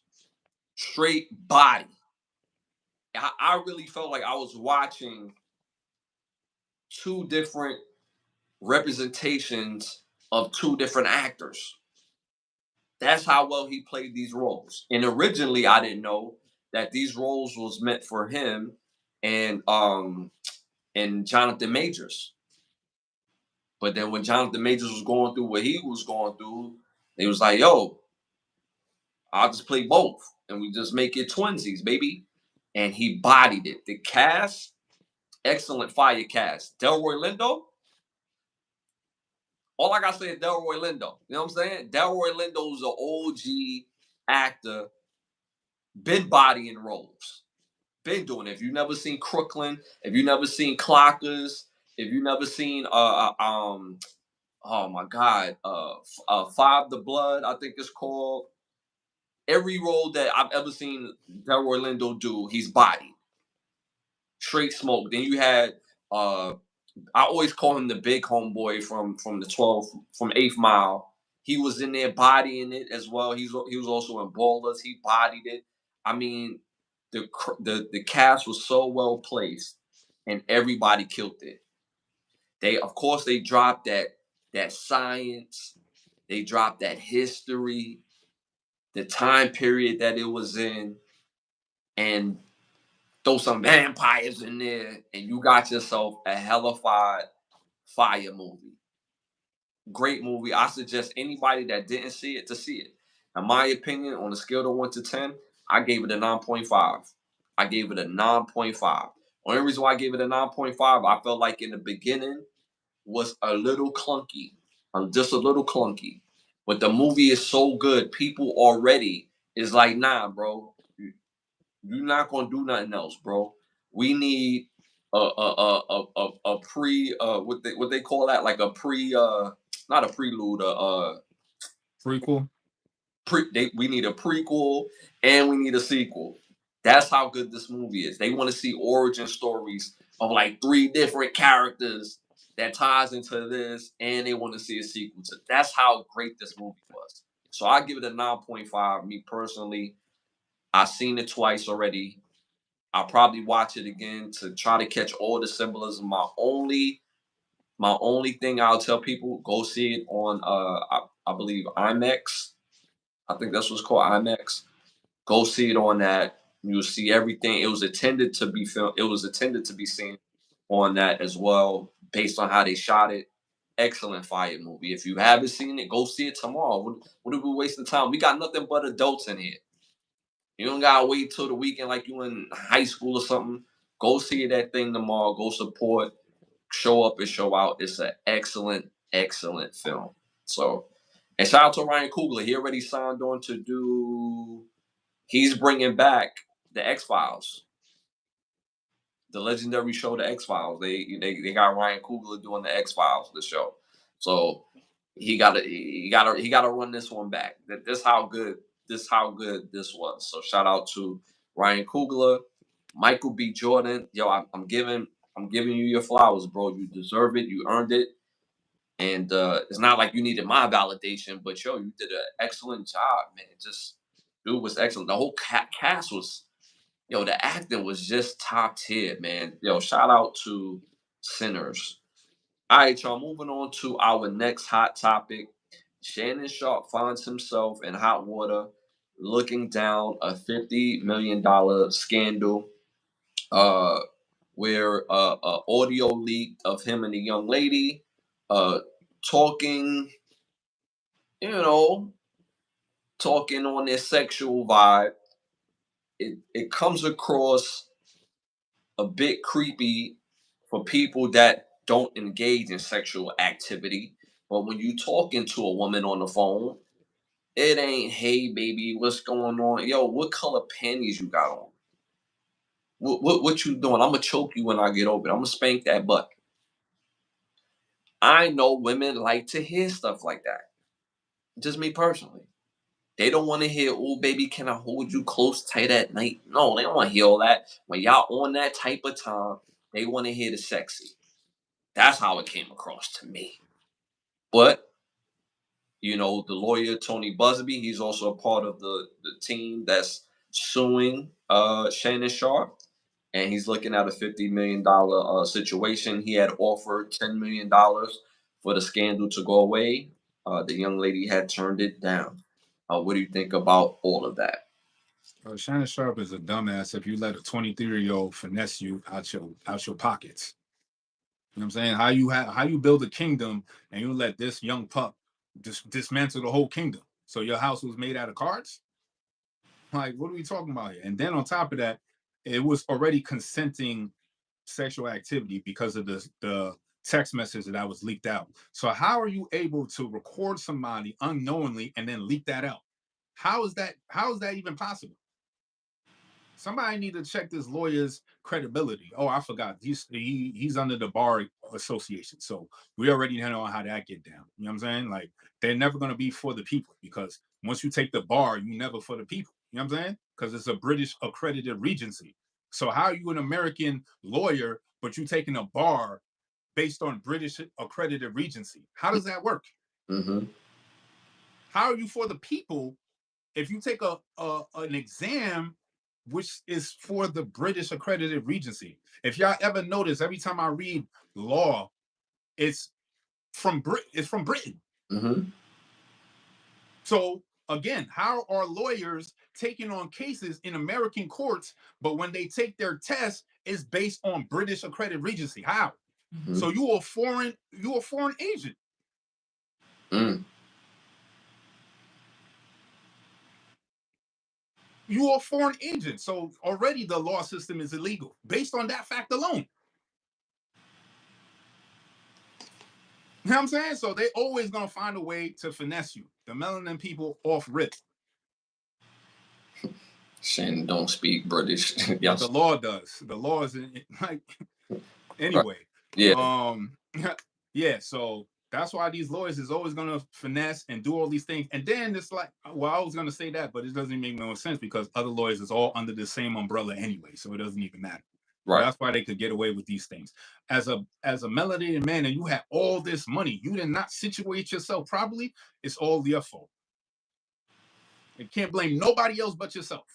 You had access to all this wealth. You didn't protect yourself no other kind of way, and you get caught up like this. It's just, come on, son. You gotta do better, son.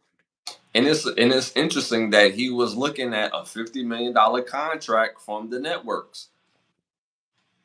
Yeah, So it's always when your contract is up, that's when you get caught with some goofiness. right. It's always when they need to cut you another check. Now all of a sudden, here's some scandals. Right. So instead of 50 million, it hit 20 million. Now go sit down because you lucky we paid you the 20 million. Like that's it kind of feel like that to me because thankfully he's not, losing sponsorship or his job at the moment.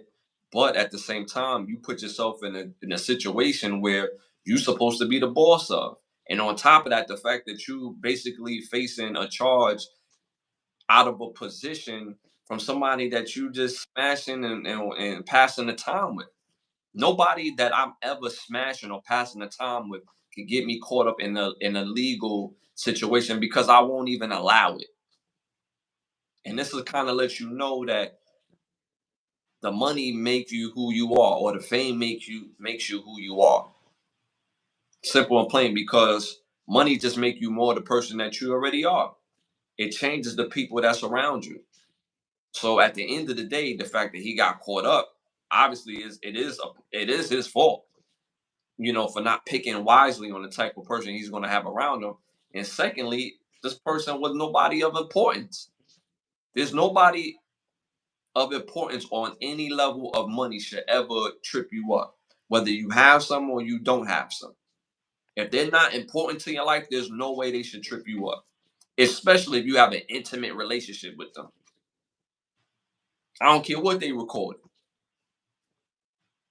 You know what I'm saying? I can't imagine if they was to record me, speaking to women I deal with. He talking nice compared to Even what if I. the shorty was recording me on the phone, I go by the principle of 10 words or less. So conversation is gonna be short, sweet, and to the point. So you ain't catching me on nothing when I'm using 10 words or less on you.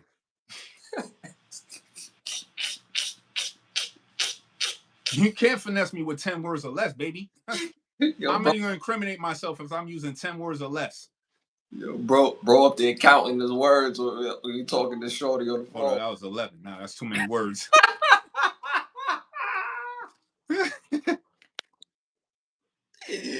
Yo, you stupid. Yo, nah, I'm gonna say what I'm gonna say. Forget all that. I'm gonna say but it's so crazy.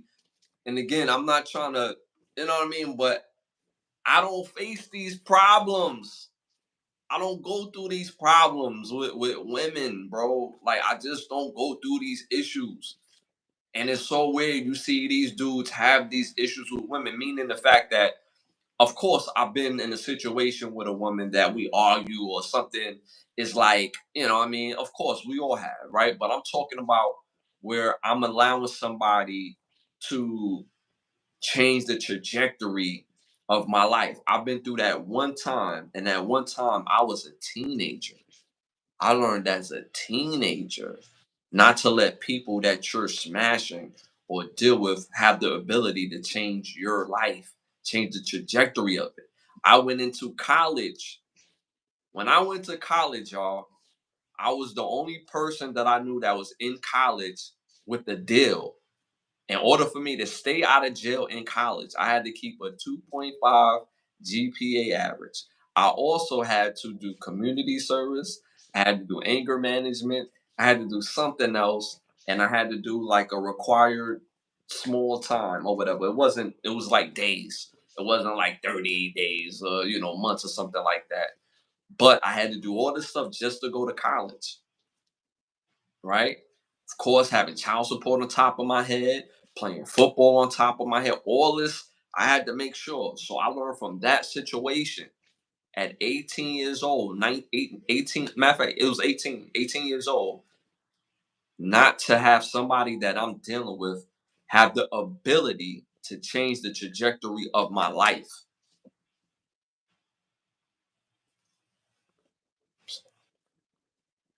That was a lesson well learned that I had to learn so that way the rest of my life I move in a certain type of way. Shannon, what, 50, 55, 56, and he's learning this lesson now. That's unfortunate, but you know what I'm saying? You are the company that you keep. So we gotta do a better job keeping the proper company around and away from us. Anything you want to add to that? They pick these niggas for this shit. Moving on to our next hot topic. Uh did the WWE or right, so did the WWE always have a underlining highly weird environment? I asked the question based on there was a wrestler. I can't remember his name. What's the name? Visceral. I think his name was Visceral. His I don't know if you remember, but he was like a big 350-pound dude. He was more so almost like 400 pounds. He had like the Golden Lords, like a mohawk, and his finishing move, he would get a dude on his stomach, right? Get on top of him, back shot style, and just start pounding him. Are you talking about Rikishi? No, not Rikishi. No? Rikishi, he would put the butt in your face. That's also like, what are we doing? He get on top of the rope and jump ass first, like that. Crazy, right? But this particular dude was bigger than Rikishi. He was a brother. This dude was a brother. And he get a dude on his stomach. He get on top of him, back shot style, and just pound him, bro. So when I seen that, and you brought up Rikishi, another example. So again, my question is: did the WWE always have an underlining, highly weird environment in their sport, and we just didn't pay attention to it? Did y'all forget about Vince McMahon? The Mm, lawsuit that he had?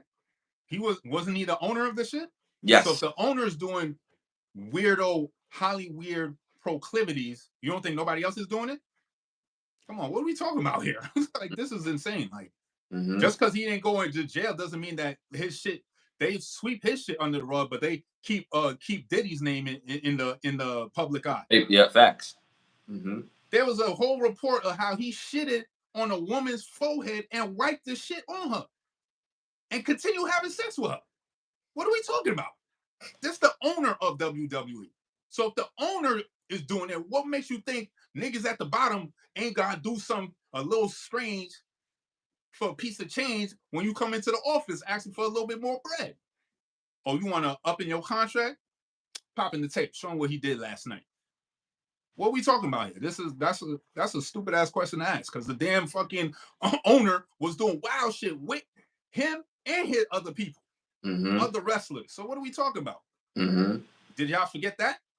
Somehow you was able to escape the law enforcement, but I ain't forget the claims. Go look up the newspaper reports. It's on there. Right, the text messages, that's all out there for public consumption. Right. So how is this question even a question to be brought up if the owner of the whole dance is doing the same thing and got caught doing it on record? But you notice in the WWE, this stuff has been going on since the 80s.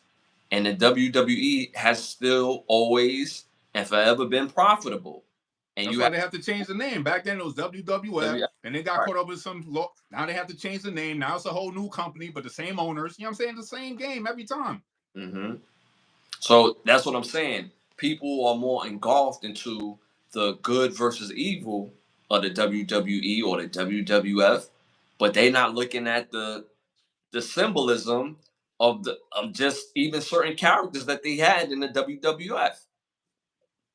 So that's what makes the question so valid when you got somebody like Rikishi that people supported and revered, but his finishing move is that he will back somebody up, you know, to the turnbuckle with the hands like this, and he backed his butt in their face, and the whole crowd went crazy. Same thing with Visceral. I think that's his name, where he put grown men on their stomach, got on top of them back shot style, was giving them back shots, and the crowd was like, "Yeah, get him." Yeah, Vince McMahon okayed all that shit. You have to go to him and ask, "Yo, can I do this finishing move?" Oh yeah, you got my okay, you got my approval. So what are you talking about? But when do the responsibility becomes on the viewer as well? Because the viewers is like, "Yeah, wow, he's pumping them," like, and so nobody in the crowd was like, "Yeah, nah, that ain't it.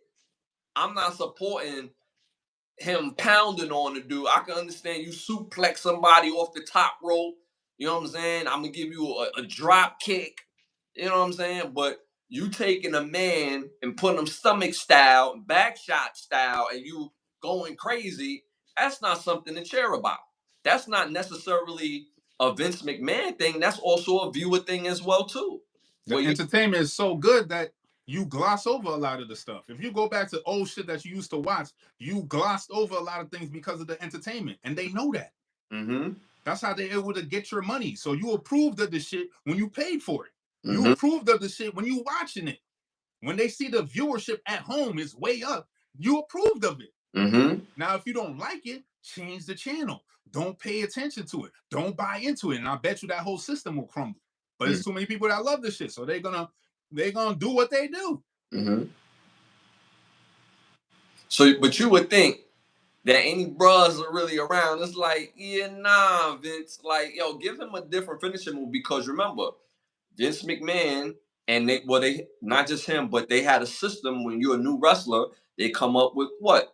They come up with your persona. They come up with the colors that you wear. They come up with your music. They come up with your. You had to have like a pre-move, right? And then you have the finishing move. Every wrestler has that. He has the pre-move and then he has the finishing move, right? So if y'all in charge of all that, y'all swag team or whatever you call that with the WWE or whatever the case may be, they build a highly weird culture where the fans is looking at it and they still kept their fans based on this type of dealings. And it's just weird. Like even, for example, right? I mess with Shawn Michaels, meaning I like Shawn Michaels as a wrestler, right? Because he was wild machismo. His persona wasn't. He was like a pretty boy, right? But what was his finishing move? He would drop kick your ass, right? And the most gangster thing I've ever seen Shawn Michaels do was drop kick Brutus the Beefcake through the goddamn barbershop glass and blood everywhere. You know what I'm saying? Mad machismo. Get this hot kick to your chin and fall through the glass.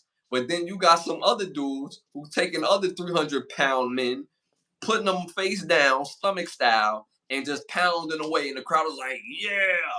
Like, that's just crazy to me. So the way they mix that up put it all into a pot and just gave it to the viewing public, and people just ate it up, and we don't realize that we are perpetuating this type of behavior. That's a fact. Once we realize that the power is in us, the power is in our viewership, the power is in what we pay attention to, and we don't want to pay attention to half this shit no more. Once we stop doing it, a lot of these shits will just gonna crumble. It just takes up to the viewers to finally wake up and realize that. But if you love something so much like wrestling, like come on, son. Like, we know it's been fake for how long? You still watching this shit? Like, come on, son.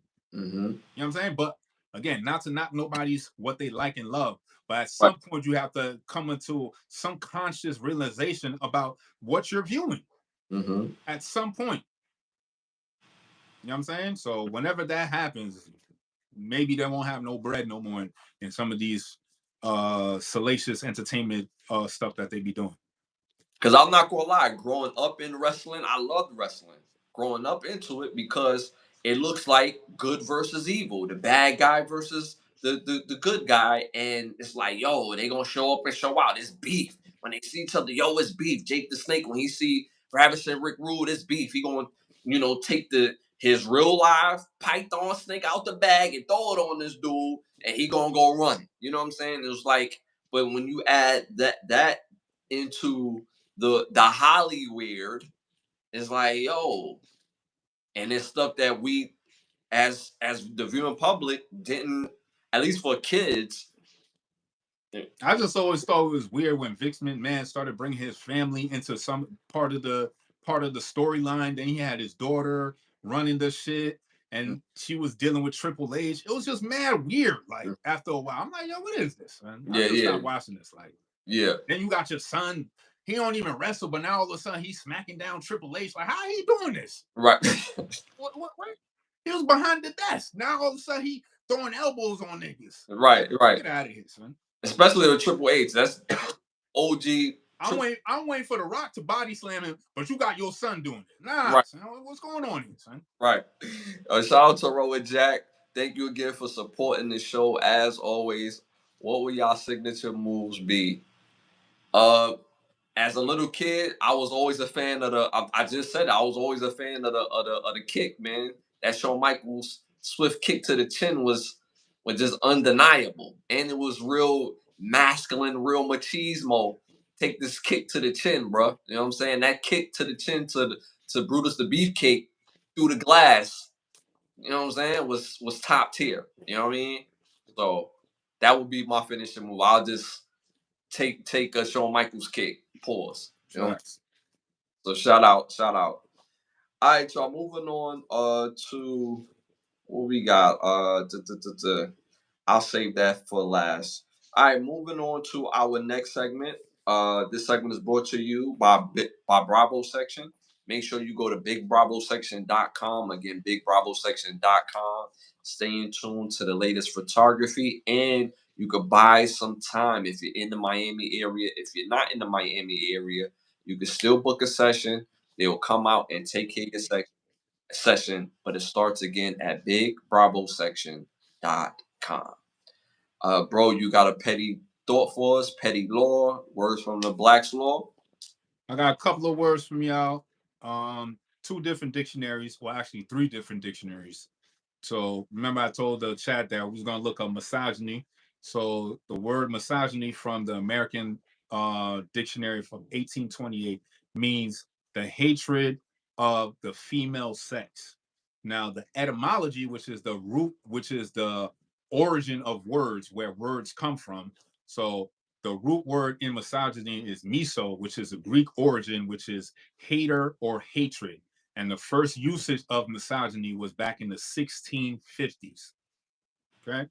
Next word is narcissism. So again, it was from the American Dictionary, 1828, which means love of or sexual desire of one's own body. Right? Narcissist, which is a noun version, is a person affected with narcissism, which is a person affected with loving his own body more so than the next person. Right? So being a narcissist, having narcissistic tendencies means that you are marked by excessive self-love.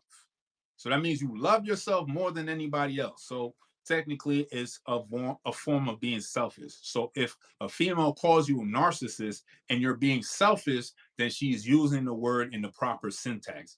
If you're doing for her and she calls you a narcissist because you said no the one time, then she's wrong. You're not a narcissist. Okay. Now, the first origins of the word from the etymology dictionary says started being used in 1919. All right, so that's from the etymology book. That's the origin of words, and the words also came from the definition of the words also came from the American Dictionary, 1828. So now going on to Black's Law, sixth edition, I went ahead and got the word, a random word, which is net assets. So if you have net assets, it's a term used in accounting which is arrived at by subtracting a company's total liabilities from its total assets. Right. So if you have a net cash flow, you have a cash inflow minus a cash outflow. This is often measured as income after tax plus non-cash expenses associated with a particular investment project. So for all you entrepreneurs out there, you should know what net assets and net cash flow is for your business. So the words we had today was misogyny, narcissism, narcissist, narcissistic, net assets, and net cash flow. So these words came from the Black's Law Dictionary, 6th edition, the etymology, which is the study of the origin of words in the American Dictionary of 1828. So if you have any words that you would like me for look up, I'll also look it up in the American Dictionary so we get the regular definition, and I'll also get the legal definition. Unfortunately, there is no legal definition for misogyny and narcissism. They don't exist in the legal world. So that's why I have to go to the American Dictionary and the etymology dictionary for those words. So if you do have words that you would want me to look up for next episode, please do so. Leave it on the chat. And make sure y'all use these words properly, because I hear these words all the time on social media and it's used so improperly. I've been called a narcissist by my ex. I remember my ex would call me a narcissist because every time I held her accountable, or if I told her no, she would be like, "You're such a narcissist." I'm like, "How am I a narcissist when I do for you all the time and I'm telling you no?" Like, now you trying to run game. So you got it, yo. So when I used to hear that from her, and I've never heard that associated to me at all from anyone else. Mind you, I've been playing sports, so I've been around hundreds of people. I've had tons of girlfriends. I've been, so I've been around all these people all my life, and at a certain age, I'm being called a narcissist from the one person that I helped the most. So I'm like, yo, you're using the word wrong. And she was like, see, that's what I'm talking about. You're a narcissist. Yeah, this ain't gonna work, boo. This ain't gonna work. You know what I'm saying? So it I'm glad you had broke that word down, because I had mentioned it previous episodes. So people use these words wrong all the time. So shout out. We're talking about college graduates using the word all wrong. You could easily look it up. You could put a dictionary app right on your phone and pull it up. You Hmm. got a smartphone right in your hand. All types of meanings will come up, and but you can see the actual meaning of it is right there, right on your phone. So you And could use it properly, but yet and still you just want to use it all wrong. You know because what I'm saying? Like, why? it sound good in the conversation, but nothing sound good if it's not if it's not And being used used properly. properly. You know what I'm saying? Like, you're Right, not using the word right, properly in the properly. proper syntax at all. Right, that's a fact. Shout Shout out out from to Art. Hawaii. Appreciate you tapping in. Got Hawaii in the building. Why did they let I the? know it was a luau. Yeah, you stupid. Yeah, all right, y'all. All right, moving on to our next segment. Our Keep the Lie Live segment. Keep the lie alive. Keep the Lie Live. So my Keep the Lie Live for this episode is, my people, prepare yourself for success. Too many times I see people, whether it's on social media or people that I know, whether it's through another person or whether it's personally, be and prepare yourself for success. Don't say you want something and don't put the work to do the thing that you want. It makes no sense. You end up wasting time just talking. You have to put action behind the things that you want. You have to prepare yourself for success. No matter what you do, no matter what your goal is, no matter how big, how small, pause, however you set it up, you have to prepare yourself, doing what it takes, learning what it takes. And you can't complain with the criteria or the criteria if you're willing to play ball. Whatever the criteria is, if you're willing to do what it takes to do that, you cannot complain. You can work it out, get yourself together, whether it's mental, whether it's physical, whether it's emotional, bridge that you need to cross for you to be a better version of yourself to do the thing that need for you to need to be successful. Prepare yourself. Times I've seen people that talk the talk and don't prepare themselves to be successful. Yeah, I want to do this and I want to do that. Okay, how much money did you save? Because you need no, I wanted to do a demo of something and then shop it to a company. Oh, so you're looking to get that type of deal. So you're not looking to own your intellectual property. You're not looking to have real say so on the thing that you're really trying to do. You're just trying to get on and basically get lost in the sauce, because every business has somebody either that's being the talent or curating the talents, or you can be both. And if you can be both, why not put yourself in the most advantageous position to be the best version of yourself and to be successful? Because guess what? Everybody's story is not the same. So to maximize on your story personally, you have to prepare yourself to be successful.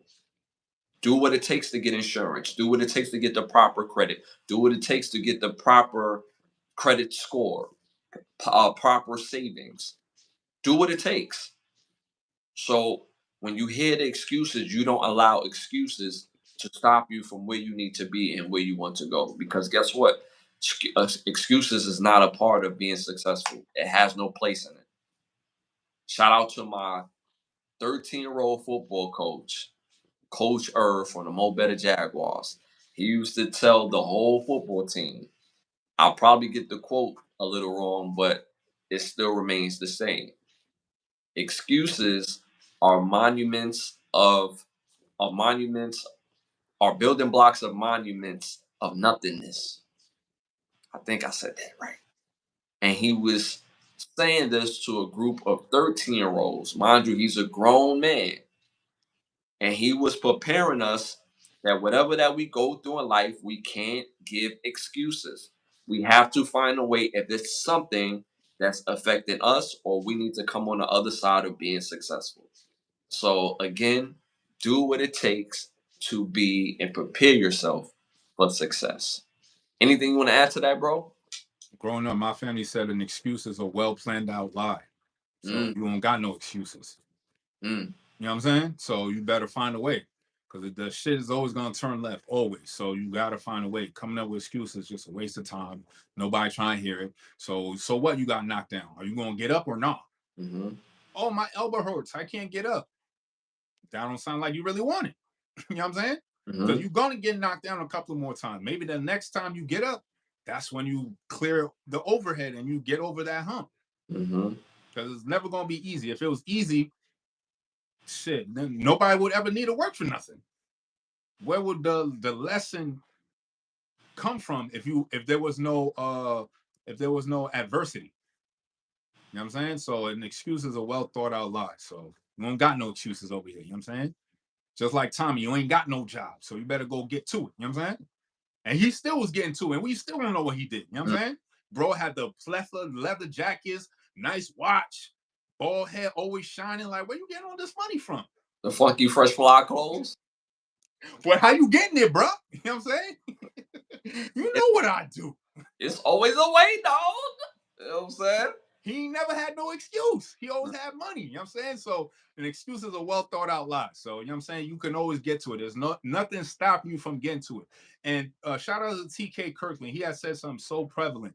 He said that I'm probably gonna mess it up a little bit, but he has said that how he loves the way that transgenders think, because they are so powerful with their thinking that you went ahead and convince yourself and convince the world that you were in a different body, and you went ahead and, because you had this different type of thinking, you went ahead through it with the physical changes and all that. So all that proves is whatever you put your mind to, that you can achieve it. So if you could put your mind to that, I'm going to be a woman, that means you could also put your mind to it and be like, yo, I could have been a doctor. I could have been a lawyer. I could have been this. So as long as you put your mind to whatever you want to do, there's nothing stopping you from doing it. Men want to be ladies. Ain't nobody stopping them. They don't got no excuse, right? So you don't got no excuse for achieving your dreams neither. So get to it. But see, on top of that, what makes that statement so important is that you have to put the work in. Whatever the work entails, you gotta put the work in. If you're not putting in the work, guess what? It's not happening. And nobody want to hear your dreams, your goals, if you're not putting in the work. I don't want to hear about you manifesting abundance. I don't want to hear about you sitting down praying in the corner for the shit happening. But what work are you putting in? Mm-hmm. I could think about me lifting 225 all day, but if I don't go to the gym and actually lift 225, did I really lift for real? Mm-hmm. Rowan Jack, you stupid. You stupid. I'm reading the comment and I'm really trying not to laugh. That's the whole point of the comment, because you can do anything that you want, even though you chose to be a woman. Whatever adversary that there was, you overcame it. So that means you can be anything you want in life. So there's no excuse. None. So if they could be women out here, then you could be a damn entrepreneur. You could be that top tier plumber that's getting 100,000 a month. You could do it. Ain't nothing stopping you. What Wallace say? And ain't nothing to it but to do it. And Wallace, he went and went to it. You know what I'm saying? You know what I'm saying? All Say day. it one more time.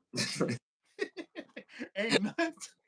He had to harmonize with the back step. His back kettle pose was lit. You know what I'm saying? With the magazines in the left hand. You know what I'm saying? Ready. Don't forget the shades in the right hand. You know what I'm saying? Don't forget the shades. You know what I'm saying? Well played. You know what I'm saying? But again, it's like, yo, I just hear it all the time. People have like a champagne idea, thought process, and they don't put the pain in. They don't put the time, the work, the energy into it. You know, I just don't get it. You know what I mean? So it's like, if you want to see some real forward progress and whatever that you want to be successful in, you gotta do the work, y'all. So that's my keep the lie alive for this episode. Rowan Jack, you are hilarious. Shout out to Rowan Jack. He just gifted 5 more people some more memberships. Send that man some thank yous. Some thank yous is well deserved. Thank you again for us, Rowan Jack. We appreciate you as always, holding the podcast down, man. We appreciate it as always. So y'all prepare yourself for success. Don't be afraid of it neither. Don't be afraid. Don't be afraid to do what you set out to do, because you have to, in order to be successful. And this is the best advice I could give you. You have to get very comfortable with being uncomfortable. That's the only way to success, because success doesn't go one way up. It's up and down, and you continue to move your way up. You're gonna go lateral, you're gonna come down a little bit, but there's always a way up to it. But you have to keep it up. You have to learn, you have to grow, and you have to put in the work. So don't be afraid and prepare yourself for success. Y'all been amazing. That's been another episode of Can the Brothers Get a Rap? I'm kind of disappointed because we didn't have nobody that went too crazy in the chat as far as trolling. I had something special for them, some tickets. and I have, a special song for them, a little song and dance for them, you know what I We mean? got a VIP package for you. You know what I'm saying? Ready. Feel me? You feel me? Lucky. Plus the Moet champagne, you know what I'm saying? Chilling. Gotta have the Moeezy. You know what I'm saying? We had all that for you. You know what I'm saying? Had all that. We always And we about to meet y'all at the Gills Nils. Don't worry about it. You know what I'm saying? You know what I'm saying? Can I get that one over there? Oh, for sure. You know what I'm saying? Like, I rolls Dolo from state to state. I brought a gift and the whole nine from my man. Man. Oh, y'all laughing at me? Oh, all right. Yo, you know what I'm saying? Yo. Your kids can't eat no books, man. You know? That's all I can say, man. Kid can't eat no books, man. Yo, my shorty's straight, man. You know what I'm saying? You ain't see that red light, man? I'm untouchable, man. Cops can't see me. Yo, shorty, you out here all alone like this? Like, yo, that's ill. You a ill nigga, son. You a ill nigga. Yo, y'all been amazing as always. We appreciate it each and every Thursday and Sunday and during the pop-ups as well.